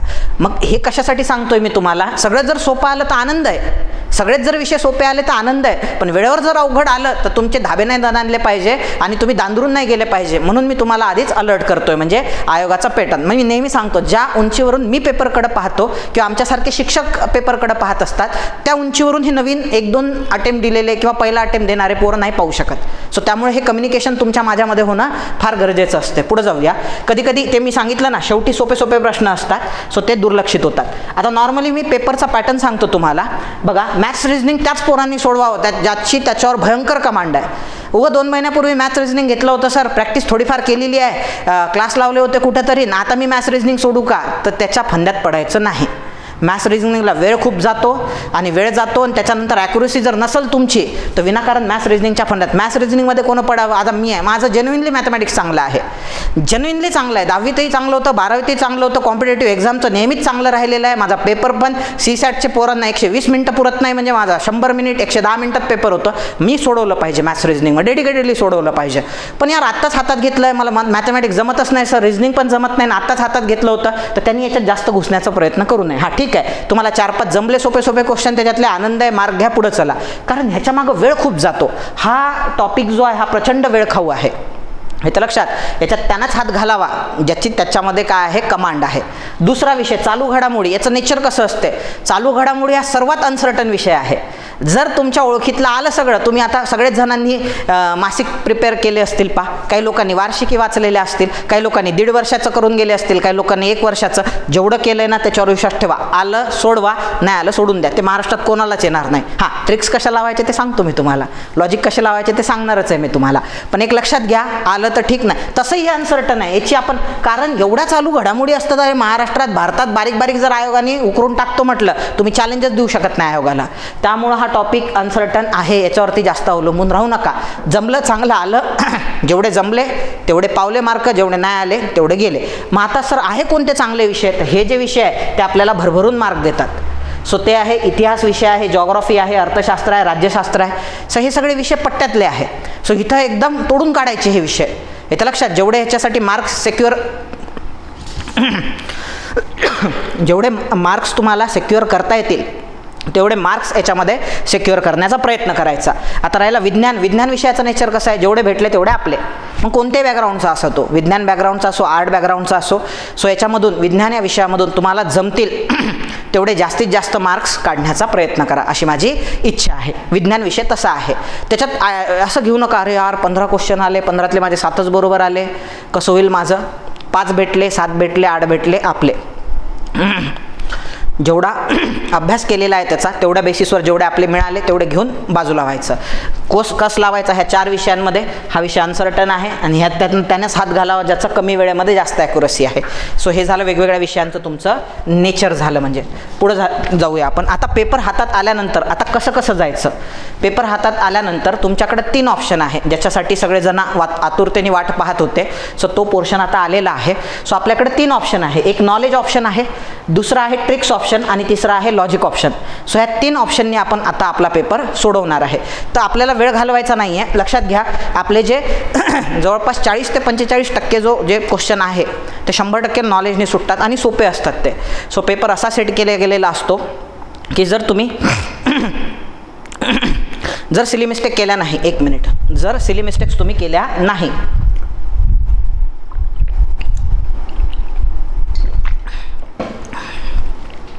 जर तुम्ही सिली मिस्टेक्स केल्या नाही, तुमचा अभ्यास ठीकठाक आहे, चांगला आहे, ॲव्हरेज चांगला म्हणू शकतो आपण, तर 40-45 मार्क तुम्हाला पडतील. सो असा पेपर असतो तुमचा. नॉर्मली त्याची टेंडन्सी ती, एखाद्याचा एक्सलंट असेल, अभ्यास खूपच चांगला असेल, मागचे 3-4 वर्ष झाले मेन्स वगैरे दिलेला पोरगा आहे, तो परत एक्झाम देतो, एखादी पोस्ट निघाली असेल क्लास 3ची त्याची, सो त्याच्यासाठी 50 मार्कापर्यंत तो जाऊ शकतो. अशा पद्धतीचा पेपर आहे. पण आपल्याला आता ह्या गोष्टीबद्दल बोलायचं, नॉलेजने तुम्ही त्या लेवलपर्यंत जाऊ शकता, पण तुम्ही प्रत्येकच क्वेश्चन नॉलेज या आधारावरती नाही सोडवू शकत. म्हणजे प्रत्येकच विषयाचा प्रत्येकच क्वेश्चन नॉलेज या आधारावरती तुम्ही नाही सोडवू शकत. काही ठिकाणी तुम्हाला ट्रिक्स आणि लॉजिकच लावावं लागते. मी परत एकदा सांगतोय, मी ज्या ट्रिक्स आणि लॉजिक सांगणार आहे पोरांनो, ते त्या मुलांसाठी नाही जे टोटली म्हणतात मला हा पोर्शन स्किप करायचा आहे सर नॉलेज, आणि फक्त मी ट्रिक्स आणि लॉजिकनं जातो, पेपरचे उत्तर मारतो, माझी प्रिलिम पण निघून जाईल, माझी मेन पण निघून जाईल आणि घरी मी वर्दीत जाईल. त्या पोरांसाठी हे शस्त्रास्त्र मी बिलकुल नाही, हे तर लक्षामध्ये. सो त्यांच्यासाठी हे शस्त्र आणि अस्त्र नाही आहे, तो मूर्खपणा आहे. म्हणजे सो हे जे शस्त्रास्त्र आहे, कारण तुम्हाला जर लॉजिक लावायचं आहे पोरांना, तर तुमच्याकडे एक बेसिक नॉलेज असणं गरजेचं आहे. थोड्या वेळानंतर तुमच्या लक्षात येईल की जर तुम्हाला ह्या फॅक्टरने जायचं असेल लॉजिकने, तर तुम्हाला लॉजिक लावण्यासाठी थोडंसं नॉलेज असणं त्या ठिकाणी गरजेचं आहे, थोडंसं, जास्त नाही. आणि ट्रिक्स जे आहे त्याचा तर सगळेच लोक वापर करू शकतात, त्याच्याबद्दल पण आता आपण बोलायला सुरुवात करणार आहे. हां, आणखी एक गोष्ट सांगायची होती, आता आलेलंच आहे तर त्याच्याबद्दल बोलतो मी तुम्हाला, की लक्षात ठेवा, परीक्षेबद्दल ते ॲटिट्यूड सांगत असताना तुम्हाला लक्षात ठेवा, परीक्षा देण्यासाठीच आपण अभ्यास केलेला आहे बरं का. म्हणजे छंद आहे बाबा, चला काहीतरी नाही, खूप सारं नॉलेज भेटतंय म्हणून मी अभ्यास केला आहे असं कोणीच नाही आहे. प्रत्येकाला पोस्ट काढायची आहे, आणि पोस्ट जर काढायची आहे तर मग परीक्षा द्यावीच लागणार. आणि ते म्हणतात ना की विश्व की पुकार आहे, ते गाणं आहे बरं का. म्हणजे मला असं वाटते की जर तुम्हाला मार्शल स्पिरिट पाहिजे असेल, म्हणजे पेपरच्या आधी कॉन्फिडन्स बिल्ड करायचा आहे, आणि एक ते कणखरता आपल्या शरीरामध्ये आली पाहिजे. 1 मिनिट हा.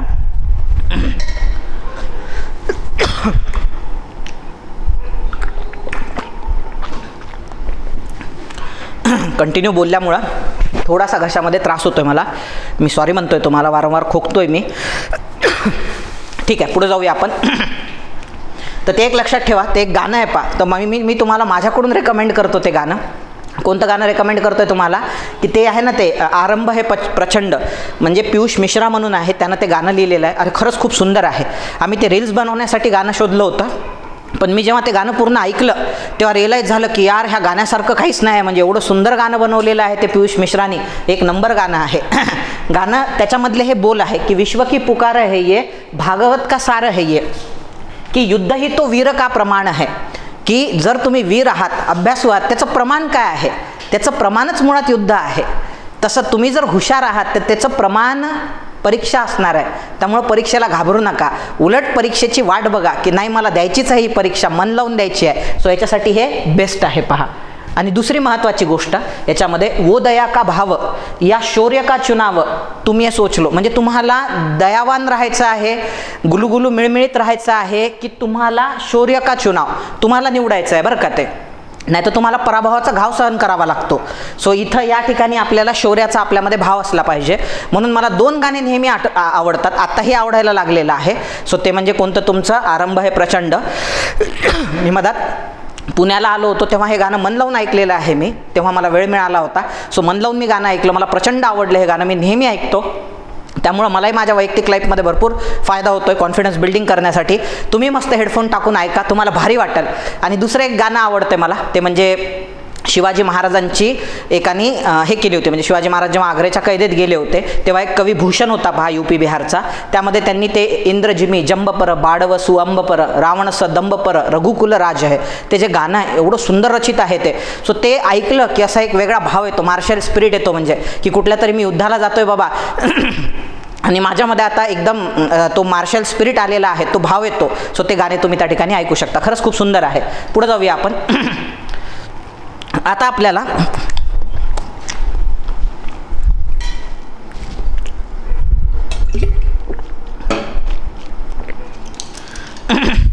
मी गोळी खातोय आणि क्वेश्चनबद्दल डिस्कस करायला आपण सुरुवात करूया. कारण मला माहिती आहे आपण वेळ थांबू शकत नाही बिलकुल, कारण परीक्षा आलेली आहे जवळ आणि ह्या गोष्टी तुम्हाला एक्झाममध्ये खूप साऱ्या मार्जिन देऊन जाणार आहे. सो त्याच्यामुळे आपण पटापट पुढे जायला सुरुवात करूया. बघा तुम्हाला इथं प्रश्न दिलेला आहे.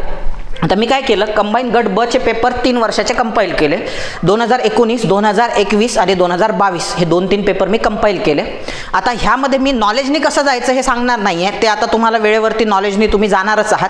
नॉलेजनी तुमचे मॅक्झिमम क्वेश्चन सुटणार आहे, पण त्या बेसिक नॉलेजच्या भरोशावरती आणि ट्रिक्सच्या माध्यमातून तुम्ही तुमचे मार्क 10 ते 15 मार्क आरामात बूस्ट करू शकता. हे मला तुम्हाला सांगायचं आहे याच्यामधून. आणि ते कसे बूस्ट करायचे, सर बाकीचे लोक कसे लॉजिक लावतात, कारण मी तुम्हाला लिटरली सांगतो पहा की हे जे सामान्य घरचे मुलं आहे, गरीब घरचे मुलं आहे किंवा अभ्यासात थोडेसे सो कॉल्ड वीक आहे, कसं तरी रट्टा मारून किंवा कसं तरी पैशाचा जमवा करून बिचारे अभ्यास करत असतात.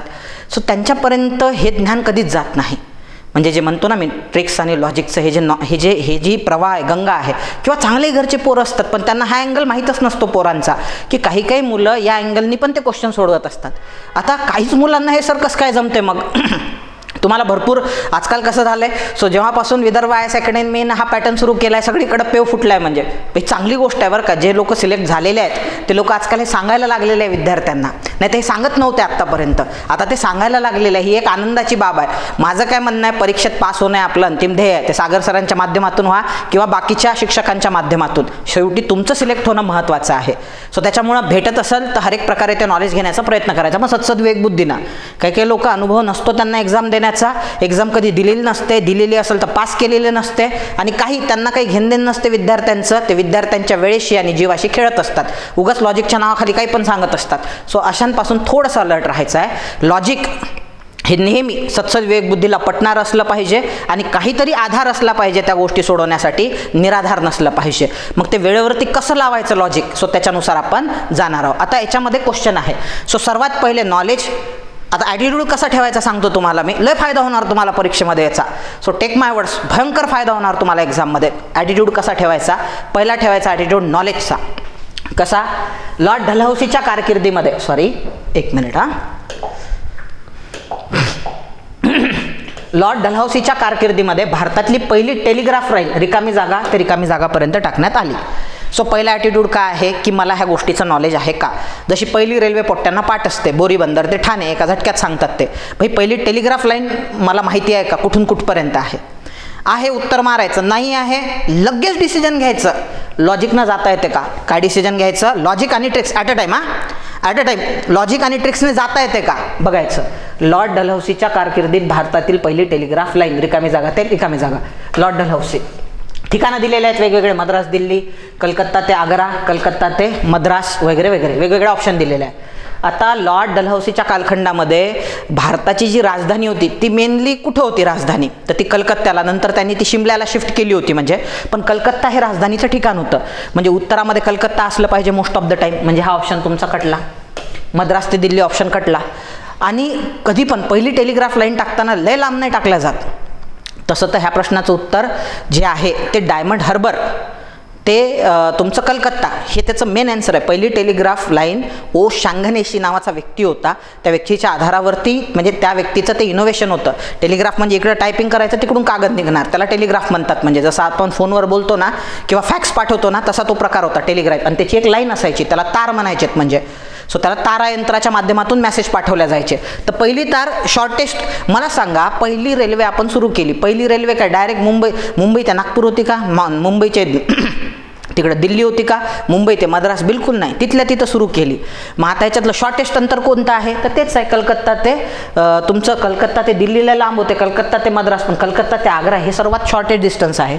सो मग त्याचं कदाचित काय असलं पाहिजे, उत्तर असलं पाहिजे. जेव्हा तुम्हाला उत्तर माहीत असेल तर डायरेक्ट कलकत्ता आणि आग्रा मारा. जर माहीत नसेल तर मग लॉजिकने जायचं, जातो का आपण लॉजिकने. आणि काही केसेसमध्ये तुम्ही शब्दांसोबत पण खेळू शकता. माहिती आहे का, प्रश्नातले शब्दच उत्तर सांगतात बरं का, हे पण मी तुम्हाला सांगणार आहे, सगळं सांगणार आहे, फक्त तुम्ही पेशन्स ठेवा थोडेसे. पुढे जाऊया. इतिहासामध्ये एक गोष्ट लक्षात ठेवा माझ्याकडून, हे माझ्याकडून नाही बरं का, आणि हे ॲनालिसिस मी 2011-10 पासून करतोय. इतिहासाच्या पेपरमध्ये आयोग नेहमी एक गोष्ट तुमच्यासोबत करतोय की जे सोपे सोपे प्रश्न असतात त्याचं उत्तर नॉर्मली भस्कन ते 1 नंबरचं देते, 1 नंबरचं उत्तर कधीच नसतंय. फॉर एक्झाम्पल ते काय करतात, असं देतात, 1875 कामगारांना एकत्रित करून त्यांची कामगार संघटना स्थापन करण्यासाठी पुढीलपैकी कोणती व्यक्ती आघाडीवरती होती. आपण म्हणतो कामगार संघटना, यस, नारायण मेघाजी लोखंडे, कामगार चळवळीचे जनक. सोपा गेला पेपर. अरे भाऊ, त्यांनी विचारलं कधीचं, 1875चं विचारलं ना. सो 1880 नंतर ॲक्टिव्ह झालेले आहेत. 1880 नंतर कामगारांच्या संघटना, म्हणजे त्यांनी जी पहिली संघटना बांधली होती बॉम्बे हँडमिल असोसिएशन, ही 1883-84 मधली आहे, ती खूप लेट आहे. यांनी विचारताना हुशारी केलेली, 1875 विचारलेलं आहे. म्हणून प्रश्नाचं उत्तर मारत असताना माझं म्हणणं आहे फक्त 1 सेकंद थांबा. तुम्हाला जे वाटते ना एकदम सोपं, जसं मागं एकदा विचारलं होतं की मुंबईचा अनभिषिक्त राजा कोणाला म्हणतात, पोरं मुंबईचा अनभिषिक्त राजा, फटकन एक उत्तर मारून टाकलं त्यांनी रपकन, काय की जगन्नाथ शंकर सेठ. पेपर सोपा गेला सर. अरे आयोगाने तर राजा विचारलं, जगन्नाथ शंकर सेठ तर सम्राट आहे, सम्राट आणि राजात फरक असतो, उत्तर निघते फिरोजशाह मेहता. पहिल्या नंबरचं ऑप्शन मारून लय जण गणतात बरं का परीक्षेमध्ये. म्हणून सागर सरांकडून एक टिप राहील तुम्हाला, 1च सेकंद थांबा उत्तर मारताना, येतं लक्षामध्ये. सो त्यांनी 1875 म्हटलेलं आहे. मग आता ठीक आहे, नारायण मेघाजी लोखंडे हे नंतर आले, ते उत्तर नाही आहे. मग आता कसं मारणार उत्तर, इथं शापूरजी बेंगाली दिलेलं आहे, इथं सोराबजी शापूरजी दिलं आहे, ह्याच्यात पण शापूरजी आहे, ह्याच्यात पण शापूरजी आहे. सो 2 पैकी 1 उत्तर असण्याचे चान्सेस असतात, 50-50. आणि कधीही रिस्क घेताना, आता 4:1 आहे ना, तर तुम्हाला सांगतो मी, काही क्वेश्चन आहे जे 100% तुम्हाला माहिती आहे, ते 100% तुम्ही सोडवणार आहे डायरेक्ट नॉलेजच्या भरोशावरती. काही क्वेश्चन असे असणार आहे ज्यातलं एक ऑप्शन तुम्ही इलिमिनेट करू शकता. म्हणजे समजा तुम्ही 4 नंबरचं ऑप्शन इलिमिनेट केलं, 1, 2, 3 पैकी काही उत्तर असू शकते, घ्या रिस्क. इथं 1, 2, 3 पैकी मारा, जे तुम्हाला वाटते आहे पहिल्या इन्स्टन्समध्ये मारून मोकळं करायचं, कारण 100% 4 नाही आहे तुम्हाला माहिती आहे. सो इथं पण रिस्क घ्यायची. भरपूरदा असं असते की सर 1 आहे की 2 आहे, याच्यात कन्फ्युजन आहे, तिथे रिस्क घ्या, मारा. 4:1 आहे. जर 4 पैकी तुमचे 3 जरी बरोबर आले, किंवा 3 जरी चुकले तुमचे, 0.75 जाते, 1 बरोबर आला तर 1 मार्क मिळतो, म्हणजे 0.25 तुम्ही फायद्यात आहेत. सो त्यामुळे हे परवडते, रिस्क घ्या. तुम्हाला बिलकुल नॉलेज नाही येत नाही आहे, ट्रिक्स नाही जमत नाही आहे, लॉजिक नाही जमत नाही, सोडून द्या, चला पटकन पुढे जायचं, जास्त टेन्शन नाही घ्यायचं, जास्त तिथं अडकून पण नाही पडायचं, पटकन पुढे जायचं. पण यार 2 मध्ये कन्फ्युजन आहे, वेळ घालवायचा नाही. ह्याच्यापैकी एक उत्तर मारायचं, सोराबजी शापूरजी, शापूरजी बेंगॉली, जे बरोबर वाटते ते मारायचं, मोकळं करायचं, पुढे चालायचं. 50-50 मध्ये आलेले आहेत तुम्ही. आलं लक्षामध्ये, ह्याला लॉजिक म्हणतात. कळालं तुम्हाला कसं कसं जायचं. पुढे जाऊया आपण. आता पुढे जाऊया. मुंबई सरकारने खालीलपैकी कोणाच्या अध्यक्षतेखाली रेल्वे मंडळाची स्थापना केली, माहिती आहे का तुम्हाला उत्तर. सो कोणत्याच पुस्तकात दिलेलं नाही आहे, येतं लक्षात, नाही आहे माहितीचं उत्तर. मग आता माहीत नाही उत्तर, नॉलेजने जाता येत नाही, मग कशाने जायचं.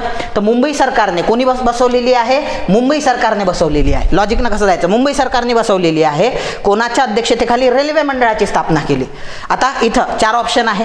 4 ऑप्शनमध्ये पहिला आहे लेफ्टनंट प्रेस्कॉट, दुसरा आहे लॉर्ड डलहौसी, तिसरा आहे लॉर्ड एल्फिस्टन्स. आता एल्फिस्टन्स ऑप्शन इथंच कटला. कसं काय कटला एल्फिस्टन्स ऑप्शन. अरे एल्फिस्टन्सची कारकीर्द किती आहे, 1820 ते 1827 किंवा 1819 ते 1827. रेल्वे कधी आली, 1850च्या दशकात. सो 16 एप्रिल 1853 मध्ये पहिली रेल्वे आली ना भारतामध्ये, येतं लक्षात. सो त्यामुळे तो ऑप्शन कटला त्याच्यात. आणि मुंबई सरकार, मला सांगा, लॉर्ड डलहौसीच्या अध्यक्षतेखाली स्थापन करेल का रे आयोग, मंडळाची स्थापना. अरे तो भारताचा गव्हर्नर जनरल आहे, मुंबई सरकार त्याच्या अंडर बसवल का समिती, का तो मुंबई सरकारच्या अंडर एखादी समिती बसवाल. ऑप्शन हा पण कटला तुमचा. मग राहिलं लेफ्टनंट प्रेस्कॉट किंवा लेफ्टनंट नेल्सन. 50-50 आहे, घेऊ शकता रिस्क तुम्ही. प्रेस्कॉट त्याचं उत्तर आहे. प्रेस्कॉट काय आहे त्याचं उत्तर आहे.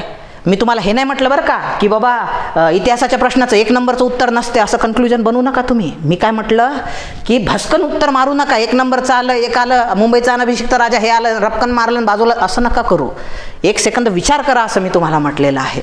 सो इथं काय आहे, लेफ्टनंट प्रेस्कॉट उत्तर आहे. तुम्ही हे किंवा हे मारू शकता. 50-50% मध्ये तुम्ही आरामात रिस्क घेऊ शकता. इथं कशाने गेलेले आहेत तुम्ही. आणि हा ॲटिट्यूड जर तुम्ही जनरेट केला ना, तुमचा प्रत्येक प्रश्न तुटतोच. म्हणजे येतं लक्षात. फटाफट पुढे जायचं. चला पुढे जाऊया आपण. नेक्स्ट आहे वसाहतीच्या स्वातंत्र्याची मागणी म्हणजे चांदोबाची मागणी, असं कोणी म्हटलं माहिती आहे का तुम्हाला? माहिती असेल तर आनंद आहे. आता काही लोकांनी पेपर ॲनालिसिस केलं सर माहिती आहे मला, पण तो पेपर सोडवताना तुम्हाला माहिती नसणार कदाचित. पेपरमध्ये आलं आहे म्हणून माहिती आहे, जर माहिती नसलं असतं, समजा डायरेक्ट माहिती नाही आहे, तर वसाहतीच्या स्वातंत्र्याची मागणी.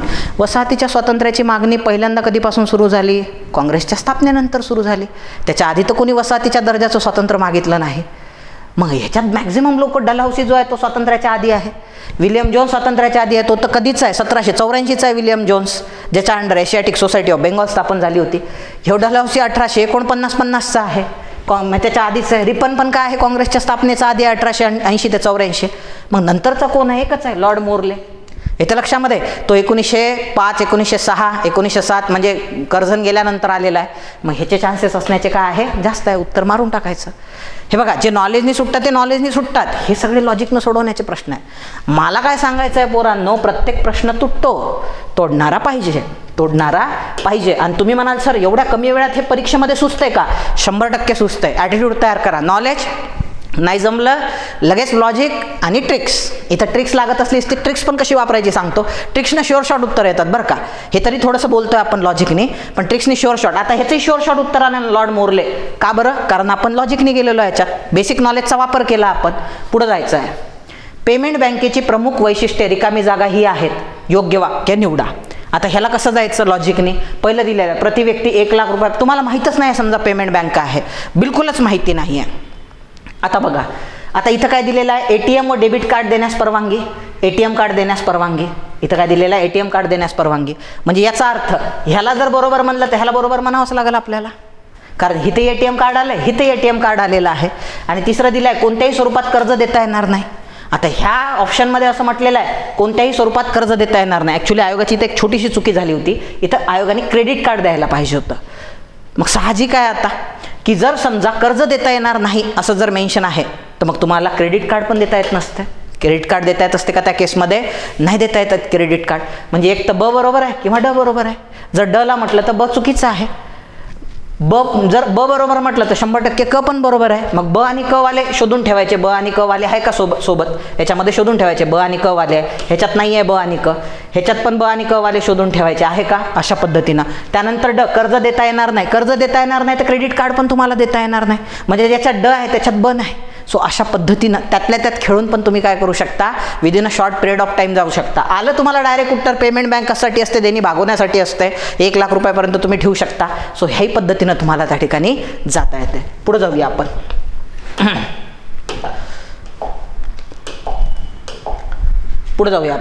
आता बघा, 1820 मध्ये कोणत्या संस्थेने बंगाली मुलींची शाळा कलकत्ता येथे सुरू केली? हा लय अवघड क्वेश्चन होता. आता येते का प्रश्नाचं उत्तर? माहिती आहे का नॉलेजनी? नाही आहे. क्लिअर झालं? नाही आहे. मग काय लॉजिकने जाता येते का? तर आता मॅक्झिमम वेळास काय करायचं, तुम्ही प्रश्नातल्या शब्दांशी खेळलं पाहिजे. बघा, 1820 मध्ये कोणत्या संस्थेने बंगाली मुलींची शाळा कलकत्ता येथे सुरू केली? कोणत्या संस्थेने सुरू केली? चला, संस्था म्हणजे सोसायटी. यांनी इंग्लिशमध्ये पण पाहून घ्यायचं. कलकत्ता शब्द आलेला आहे आणि काय पाहिजे आपल्याला? सोसायटी पाहिजे. मग इथं 3 मध्ये सोसायट्या दिल्या. ही सोसायटी, ही सोसायटी, ही सोसायटी. स्कॉटिश मिशन दिलाय, तो ऑप्शन कटला. स्कॉटिश मिशन दिलेला आहे, तो ऑप्शन कटला. आपल्याला सोसायटी विचारली ना, मग सोसायटीच मारा ना. आणि कुठली विचारली? कलकत्त्याची विचारली, कलकत्त्यातीच मारा ना. मग दुसरी कशाला मारता सोसायटी? झालं, कलकत्त्याची सोसायटी विचारली, कलकत्त्यातली संस्था म्हणजे सोसायटी विचारली, सोसायटी पण आहे. ते तुमचं उत्तर आहे. फिनिश. आलं लक्षामध्ये? चलो आगे चलते हैं. हां सर, परीक्षेत जमल का? हे आम्हाला जमल का? 100% जमणार. हां, ते एक सांगितलं होतं. जर जोड्या लावा जमलं तर ठीक, नाही जमलं आणि तुम्हाला काहीतरी मारायचं आहे उत्तर, तर 1 2 3 4 किंवा 4 3. हां, आता हे बरोबर येईल याची काहीच गॅरंटी नाही आहे बरं का. नाही तर तुम्ही म्हणाल सर मारून आलो, आमचं चुकलं परीक्षेत. मी काय म्हटलं, ही रिस्क घेतोय आपण. तसंही आपल्याला येत नव्हतं, आपण सोडून देणार होतो. मग येते लक्षामध्ये आपल्याला सोडवायचं आहे त्या ठिकाणी काहीतरी. तर मग तुम्ही 1 2 3 4 मारू शकता किंवा 4 3 2 1 मारू शकता उत्तर मारताना. येतं लक्षात? जर जोड्या लावा येत नसेल तर, नॉलेजनी सुटत असेल तर सोडवा. जर येत नसेल तर ह्या पद्धतीनं तुम्ही जाऊ शकता. पुढे जाऊया. खालीलपैकी केंद्र सरकारची थकीत देयता नाही. म्हणजे त्यांचं असं म्हणणं आहे, which of the following is not outstanding liability. Liability म्हणजे जबाबदारी. कोणती जबाबदारी नाही आहे सरकारची? तर लक्षात ठेवा, इथं विदेशी मदत हा शब्द आलेला आहे. मदत कधीच जबाबदारी नसते. तुमच्या मित्रांनी तुम्हाला 2000ची मदत केली, मग तुमच्यावर लायबिलिटी येणार का? जबाबदारी येणार का? ती देयता असणार का? मदत कधीही परत करायची गरज नसते. म्हणून त्याचं उत्तर ते आहे. बघा, नाही तर पोरांनी काय विचार केला असतं, लायबिलिटी, देयता, हा शब्द तर आम्ही कधीच वाचला नाही बाबा, जाऊ दे रे बा, आपल्याला येत नाही, पुढचा प्रश्न. असं नाही बाळा, नाही जमत ना तर मग शब्दांवरून खेळण्याचा प्रयत्न करा, प्रश्न सुटतो तुमचा. हां, तुम्हाला नाही जमलं मराठी, इंग्रजी वाचा, थोडीशी तसदी घ्यावं लागते तुम्हाला, शब्दांसोबत खेळून पहा. Outstanding liability, central government, liability, देयता, कोणती गोष्ट देयता नाही, कर्ज तर द्यावं लागते बाबा, ट्रेजरी बिल पण देयता असते, लोन्स तर वापस द्यावंच लागते, देयता आहेच. मदत एड जी असते ती परत देण्याची गरज नसते, पटकन उत्तर मारायचं, मोकळं करायचं. 4थ्या वित्त आयोगाने राजकोषीय जबाबदारी अंदाजपत्रक व्यवस्थापन FRBM कायद्याला खालीलपैकी कोणता पर्याय सुचवला? एक कायदा FRBM नावाचा, त्याला कोणता पर्याय सुचवला? अरे कायद्याला पर्याय कायदाच राहील ना, कायद्याला पर्याय काय राहील? कायदाच राहील. मग हे कर्ज मर्यादा आणि वित्तीय जबाबदारी कायदा, येत्या लक्षात, हाही जबाबदारी कायदा आहे, हाही जबाबदारी कायदा आहे, हाही वित्तीय आहे, वित्तीय आहे का याच्यामध्ये? नाही, वित्तीय नाही आहे, कर्ज मर्यादा. हाही जबाबदारीशी रिलेटेड कायदा आहे, हाही जबाबदारीशी रिलेटेड कायदा आहे. मग ह्या कायद्याला पॅरलल काय असणार? कायदाच असणार. कायदा कायदे को काटता आहे, ह्याच्यात दुसरा कोणताच कायदा नाही. हा निधी आहे, ही तूट आहे, नि व्यवस्थापन आहे, सो कायद्याला तोडणार कायदाच, म्हणून ते उत्तर आहे तुमचं. प्रश्नातील शब्दच तुम्हाला मार्ग दाखवतात, उत्तर सोडवायचं असते. शाळा, महाविद्यालय, विद्यापीठ, शैक्षणिक संस्था तसेच नोंदणीकृत, हे 3 वर्षाचे पेपर आहे बरं का प्रिलिम्सचे, त्याच्यामधले क्वेश्चन आहे, थोडे मागं पुढं होऊ शकतात. महाविद्यालय, नोंदणीकृत अशासकीय संस्थांनाही ऐतिहासिक ठिकाणे पाहता यावीत या उद्देशाने कारागृह पर्यटन उपक्रम राबवणारे भारतातील पहिले राज्य. लक्षात घ्या, जर उत्तर येत असेल तुम्हाला तर तुम्ही ते मारू शकता, जर नाही आलं ना ऑप्शनमध्ये महाराष्ट्र असेल तर तुम्ही बिंदास्त मारू शकता. मागच्या 3 वर्षातला पॅटर्न आहे, जर ऑप्शनमध्ये महाराष्ट्र आहे तर ते महाराष्ट्राचं उत्तर राहिलं. ह्याही प्रश्न आहे, हा वेगळ्या वर्षातला आहे, हा त्याच्या पुढच्या वर्षातला आहे. ह्याही प्रश्नाचं उत्तर महाराष्ट्राचं होतं. म्हणजे मार्च 2020 अखेर कोणत्या राज्यात प्राथमिक कृषी पतसंस्थांची संख्या सर्वाधिक होती? याचंही महाराष्ट्राचं उत्तर राहिलेलं आहे आणि ह्याचंही महाराष्ट्राचं उत्तर राहिलेलं आहे. इथं लक्षामध्ये, हां, जर मी म्हणत नाही की बरोबरच येईल म्हणून तुमचं परीक्षेमध्ये, सो रिस्क या कॅटेगरीमध्ये आपण अशा पद्धतीनं पण प्रश्न काय करू शकतो? सोडवू शकतो. पुढे जाऊया आपण. अमिबा हा प्रोटोझोअन्स प्राणी आहे. आता बघा, मी स्वतः शब्दांशी खूप खेळतो म्हणून तुम्हाला शब्दांशी खेळायला लावतोय.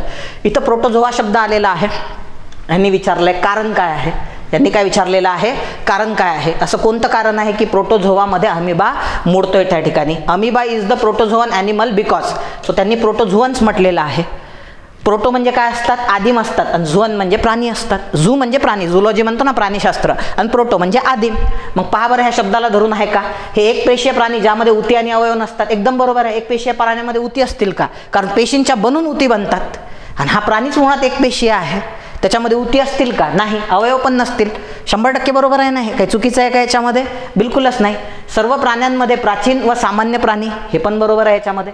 सो अंगावरील छद्मपादाचा वापर हालचालीसाठी केला जातो, बरोबर आहे, अंगावरच्या छद्मपादाचा वापर तो करतो. सो अशा पद्धतीनं तुम्ही अंगावरील छिद्रे असलेला प्राणी, याच्या अंगावर छिद्र नसतात. सुडोपोडिया म्हणजे तो काय करतो? एनगल्फ करत असतो. सो ह्याच्यावरून प्रोटोझोअन्स या शब्दावरून काही सुचते का आपल्याला? ते कॅल्क्युलेट करून आपण प्रश्न सोडवू शकतो की आपण एवढं तर म्हणू शकतो की प्रोटोझोअन्समध्ये आदिम जीव आहे.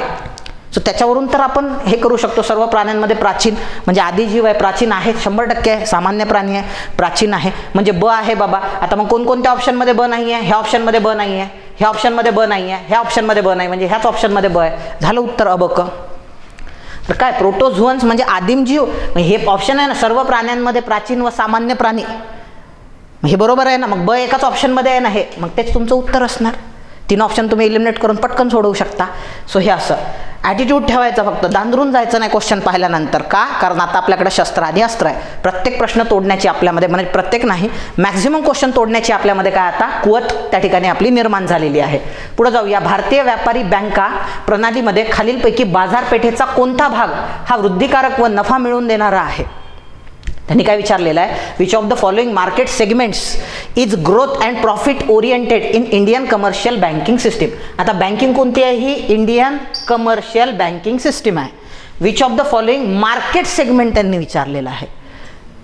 येत्या लक्षामध्ये मार्केट सेगमेंट विचारलेलं आहे. सो मार्केटमध्ये रिटेलला खूप महत्त्व असते.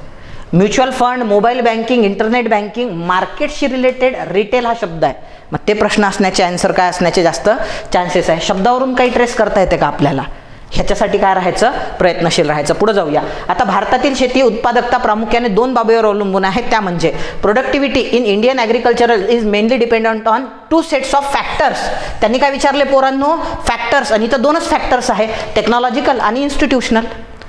फॅक्टर्स विचारले, फॅक्टर्स मारा ना, मनाने कशाला दुसरं काही करताय तुम्ही कांड, मनाने कशाला. ए आणि सी उत्तर असायला पाहिजे, पहिल्या ऑप्शनमध्ये आहे ते उत्तर आहे तुमचं. फॅक्टर्स विचारले तसं तर मग चारही बरोबर आहेत. त्यांनी काय विचारलं, कोणत्या 2 बाबीवर अवलंबून आहे.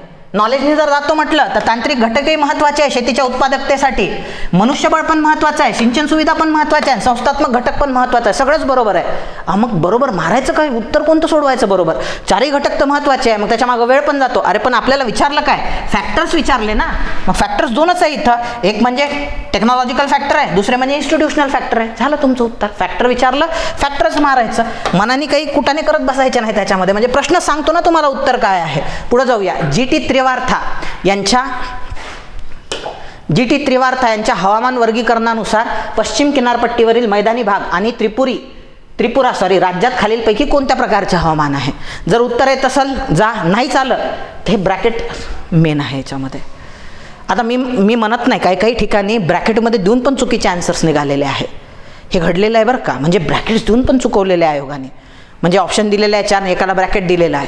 पण तुम्हाला सांगतो 4 क्वेश्चनमध्ये असं एकदाच घडते, 3 क्वेश्चनमध्ये बरोबर येतं आहे. उत्तर बरोबर असण्याचे चान्सेस 75%. म्हणजे ब्रॅकेट देऊन 75% केसेसमध्ये ब्रॅकेट बरोबरच असते. उगाच 30-40% चुकीचं असू शकते. सो त्याच्यामुळे तुम्ही बिनधास्त उत्तर मारू शकता ते. हां, नॉलेजने जा. तुम्हाला नॉलेजने जर माहिती आहे तर सोडवा, नाही माहीत तर हा पर्याय तुम्ही 100% वापरू शकता. मी हे त्या पोरांसाठी सांगत नाही, माझ्या अभ्यासच नाही सर आणि याच्यावर मी पास होईल का, बिलकुल नाही बाळा. ते तुझ्यासाठी नाही आहे. हे कोणासाठी आहे, जे 40 ते 45 मार्क घेण्याची कुवत ठेवतात आणि त्यांना मार्क बूस्ट करायचे 55-60 पर्यंत, त्या लेकरांसाठी मी हे सांगतोय. पुढे जाऊया. औरंगाबाद औद्योगिक शहराची ठळक वैशिष्ट्ये कोणती. आता एक तर महत्त्वाचं म्हणजे यांनी काय विचारलेलं आहे, वैशिष्ट्ये विचारलेलं आहे. शब्दांसोबत खेळायचं, हा ऑप्शन इथंच केला त्या ठिकाणी. हे एक वैशिष्ट्य असते, अनेक वैशिष्ट्ये असतात. त्यांनी काय विचारलेलं आहे, सायलेंट फीचर्स विचारलेलं आहे. येतं लक्षात. ही झाली ट्रिक्स आहे बरं का, हे जे बोलतो मी हे लॉजिक नाही आहे, हे ट्रिक्स आहे. सो वैशिष्ट्ये विचारलं, वैशिष्ट्येच मारा. आता बघा, सुनियोजित आणि हरित पट्टेयुक्त स्मार्ट शहर. आता नॉर्मली औद्योगिक शहराची ठळक वैशिष्ट्ये याच्यामध्ये हे तर असण्याचे चान्सेस आहेच. म्हणजे आणि जर तुम्ही पाहिलं तर 4ही ऑप्शनमध्ये आहे, म्हणजे हे तर 100% आहे, म्हणजे बाजूला केलं आपण. दुसरं AURIC हे संक्षिप्त रूप आहे. मग हे आहे का हे चेक करायचं. AURचा अर्थ काय निघू शकतो, औरंगाबाद निघू शकतो. AURIचा इंडस्ट्रियल निघू शकतो. सिटीचा सिटी निघू शकतो. अरे इथंच आहे ना उत्तर त्याचं, हे काय एकदम बरोबर आहे. आता या प्रकल्पातील गुंतवणूक 100 कोटी आहे, क्वेश्चन मार्क. बरोबर असू शकते, चुकू शकते. दिल्ली व मुंबई औद्योगिक पट्ट्याचा कॉरिडॉरचा भाग, म्हणजे कॉरिडॉर ब्रॅकेटमध्ये दिल्यामुळे बरोबर असण्याचे चान्सेस काय आहे, जास्त आहे. ऑल ऑफ द अबव कुठं ऑप्शन दिसत नाही, म्हणजे अ, ब आणि ड त्या ठिकाणी असायला पाहिजे. आहे का ब, ड ऑप्शन आहे. 4 नंबरचं विधान बरोबर आहे. 4 नंबरचं विधान बरोबर आहे, कारण हे ब्रॅकेटमध्ये आलेलं आहे आणि इथं फॅक्ट आहे, हे चुकण्याचे चान्सेस जास्त असू शकतात. सो त्यामुळं उत्तर तुमचं अ, ब आणि ड. सो अशा पद्धतीनं तुम्ही काढू शकता. फक्त शब्दांसोबत खेळ करून लॉजिकनी आणि ट्रिक्सनी तुम्ही 100% जाऊ शकता प्रश्नांसाठी. पुढे जाऊया. ब्रिटिश काळात शेतीच्या व्यापारीकरणामुळे रिकामी जागा किंवा पुढीलपैकी कोणत्या पिकाच्या उत्पादनात वाढ झाली. सो इथं वेगवेगळे पिकं दिलेले आहे. तर लक्षात ठेवा, त्यांनी काय विचारलेलं आहे, शेतीच्या व्यापारीकरणामुळे. शेतीचं व्यापारीकरण म्हणजे काय. सो आधी जी भारतात शेती केल्या जायची त्यात जीवनावश्यक पिकं. आता लॉजिक कसं लावायचं याचं उत्तर एक्झॅक्ट माहीत नाही आहे, पण इथं व्यापारीकरण शब्द आलेला आहे. सो व्यापारीकरण म्हणजे काय. सो आधीचे जे आहे उदरनिर्वाह पिके घेतल्या जायची, स्टेपल फूड घेतल्या जायचं, तांदूळ घेतल्या जायचे, गहू खाण्यासाठी आवश्यक. ब्रिटिश आल्यानंतर त्यांच्या उद्योजकांना आवश्यक असणारे पिकं जे आहेत ते घ्यायला लावायचे. उदाहरणार्थ कापूस आहे, ताग आहे, तंबाखू आहे, असे पिकं घ्यायला लावायचे. मग चहा आणि गहू असेल का, चहा आहे हे व्यापारी पीक आहे, पण गहू नाही आहे ना त्याच्यामध्ये. गहू तर जीवनावश्यक आहे, म्हणजे हा ऑप्शन कटला. ऊस आणि कापूस आहे का, हो हे कॅश क्रॉप आहे. तंबाखू आणि अफू हेही कॅश क्रॉप आहे, स्टेपल फूड नाही आहे. आणि ताग आणि निळ हे पण कॅश क्रॉप आहे, म्हणजे ब, क, ड त्याचं उत्तर असायला पाहिजे. आहे का ऑप्शन आपल्याकडे ऑप्शन 100% आहे. अ ऑप्शन म्हटलं तर अ ऑप्शन जरी कट केला तुम्ही तर 3 ऑप्शन इथंच कट होऊन जातात तुमचे, डायरेक्ट उत्तर येऊन जाते, कारण व्यापारीकरणामध्ये गहू येत नाही. आलं लक्षामध्ये. सो अशा पद्धतीनं म्हणजे शब्दांसोबत खेळून पण तुम्ही काय करू शकता, उत्तर सोडवू शकता. आदिवासी शेतकऱ्यांच्या क्रांतीचा पहिला नायक. आता लक्षात ठेवा, पहिला नायक एकच असतो. भरपूरदा विचारतात who is the father of dash dash dash, आणि ऑप्शनमध्ये असतात 2 फादर असतात का कधी. फादर एकच असतो ना. एकदा विचारलं होतं भारतीय अर्थशास्त्राचे, आधुनिक भारतीय अर्थशास्त्राचे जनक कोणाला म्हणतात. ऑप्शन दिले होते ए आणि बी, बी आणि सी. फक्त अ बरोबर, फक्त ब बरोबर हे असं दिलं होतं म्हणजे, किंवा अ बरोबर क बरोबर. अरे जनक एकच असेल ना, वडील एकच असतील ना, पहिला नायक एकच असेल ना, दोन दोन असतात का पहिले नायक? नाही, म्हणजे दोन ऑप्शन इथंच गेले, अ आणि ब, क आणि ड. 50-50 मध्ये घ्या रिस्क. एक तर ब आहे, बिजनी आहे, नाही तर तंट्या भिल्ल आहे. सो तंट्या मामा भिल्ल हे त्याचं उत्तर आहे. कारण त्या वर्षी एक मोठी सभा झाली होती MP मध्ये तिकडं. सो त्याच्यामुळे करंटशी रिलेटेड तो इतिहासात विचारण्यात आलेला प्रश्न होता तंट्या मामा भिल्लवर. पण ठीक आहे, तंट्या मामा माहीतच नाही आहे तुम्हाला, पण तुम्ही घेऊ शकता ना 50% मध्ये रिस्क. 100% घेऊ शकता, आरामात घेऊ शकता. पुढे जाऊया. 1932 साली भारतीय उद्योजकांची पहिली विमान कंपनी, पहिली एकच असणार आहे. दोन दोन पहिले असतात का? नाही, दोन ऑप्शन गेले इथून. एक तर अ असेल, नाही तर ब असेल. एक तर टाटा एअरवेज मारा, नाही तर इंडियन नॅशनल एअरवेज मारा. याचं लक्षात, टाटाची असण्याचे चान्सेस जास्त आहे, म्हणून फक्त ब त्याचं उत्तर आहे. याचं लक्षात. हां, भलेही आयोगाने हा प्रश्न नंतर कॅन्सल केला, पण तुम्ही पेपरला जाल तेव्हा हा फंडा सागर सरांनी सांगितलेला तुम्ही 100% लक्षात ठेवा बरं का. येतं लक्षात. पुढे जाऊया आपण. देशाची खरी उन्नती व्हायची असेल तर प्रथम उन्नत धर्माचा प्रसार झाला पाहिजे. जोपर्यंत धर्मजागृती होत नाही तोपर्यंत खरे यश मिळत नाही. हे कोणाचं म्हणणं आहे भाई? कोणाचं एकाच असेल ना. एकच मत दोघं जण सारखे सांगत असतात का? नाही. अ आणि ड गेलं, अ आणि ब गेलं. फक्त अ बरोबर किंवा ड बरोबर, दोनपैकी एक ऑप्शन मारा, मोकळा करा प्रश्न. चलो आगे चलते हैं.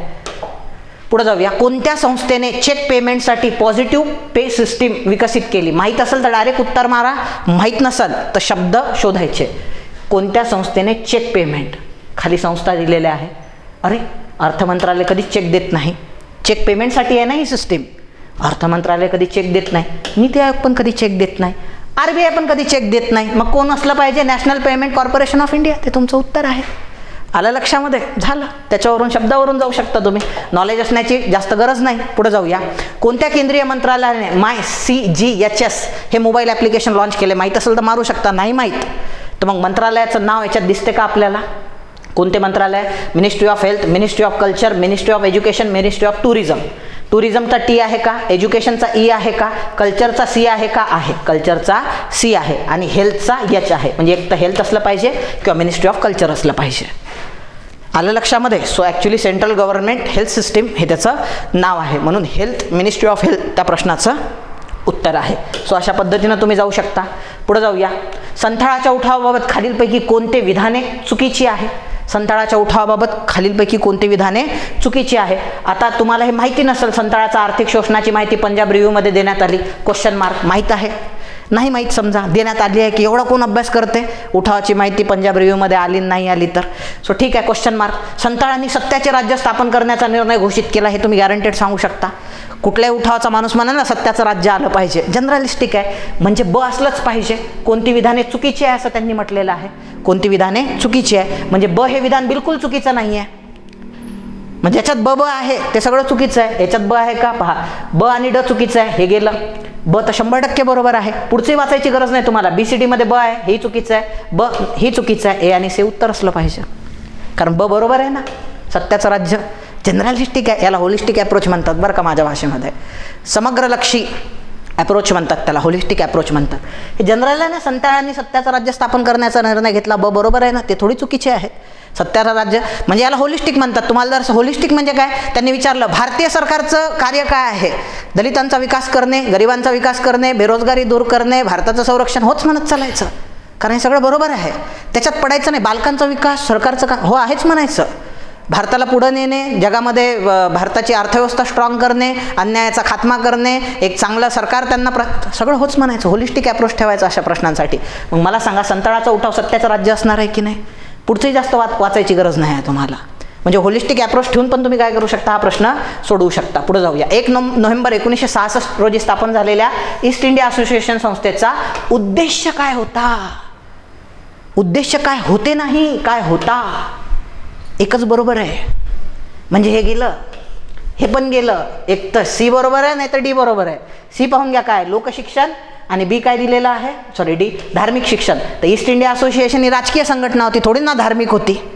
येतं लक्षामध्ये? म्हणून त्याचं लोकशिक्षण उत्तर बरोबर आहे. आलं लक्षामध्ये? ही ट्रिक्स आहे. ह्याला ट्रिक्स म्हणतात, लॉजिक नाही म्हणत. ह्याला काय म्हणतात? ट्रिक्स म्हणतात. पुढे जाऊया. खारपान पट्ट्यातील शेतीतील सिंचनामुळे पिकाच्या उत्पादनावर परिणाम होण्याची कारणे म्हणजे? आता यांनी काय विचारलेलं आहे? कारणे विचारलेलं आहे. कारण विचारलेलं आहे का? नाही. हा ऑप्शन गेला तुमचा. म्हणजे हे याच्यापैकी कारणे असू शकते. ए गेला त्याच्यामधला, फक्त अ वाला गेलाय बरं का. मग कारणं काय असू शकतात? जमिनीच्या पोताचा निकृष्ट दर्जामुळे, बरोबर आहे. सो चोपण खारपानपट्ट्यामुळे काय होते. आता 3 मध्ये तुम्ही घेऊ शकता बरं का रिस्क.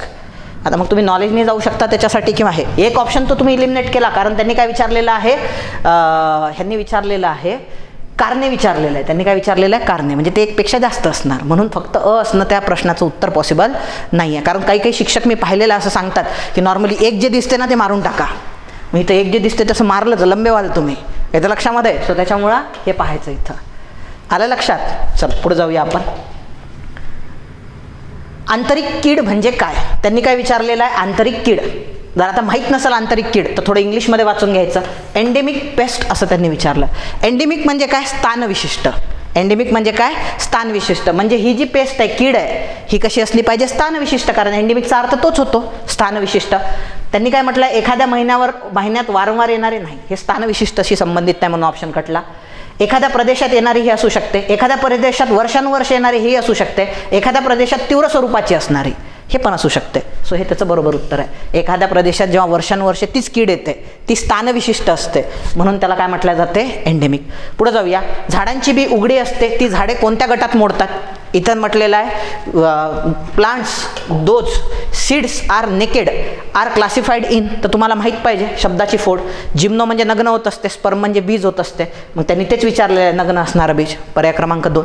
माझं काय म्हणणं आहे की प्रश्नामधल्या शब्दांची फोड करून, प्रश्नामधले शब्द वापरून जर तुम्हाला नॉलेजने नाही जाता येत तर ह्या पद्धतीनं 100% जाता येते.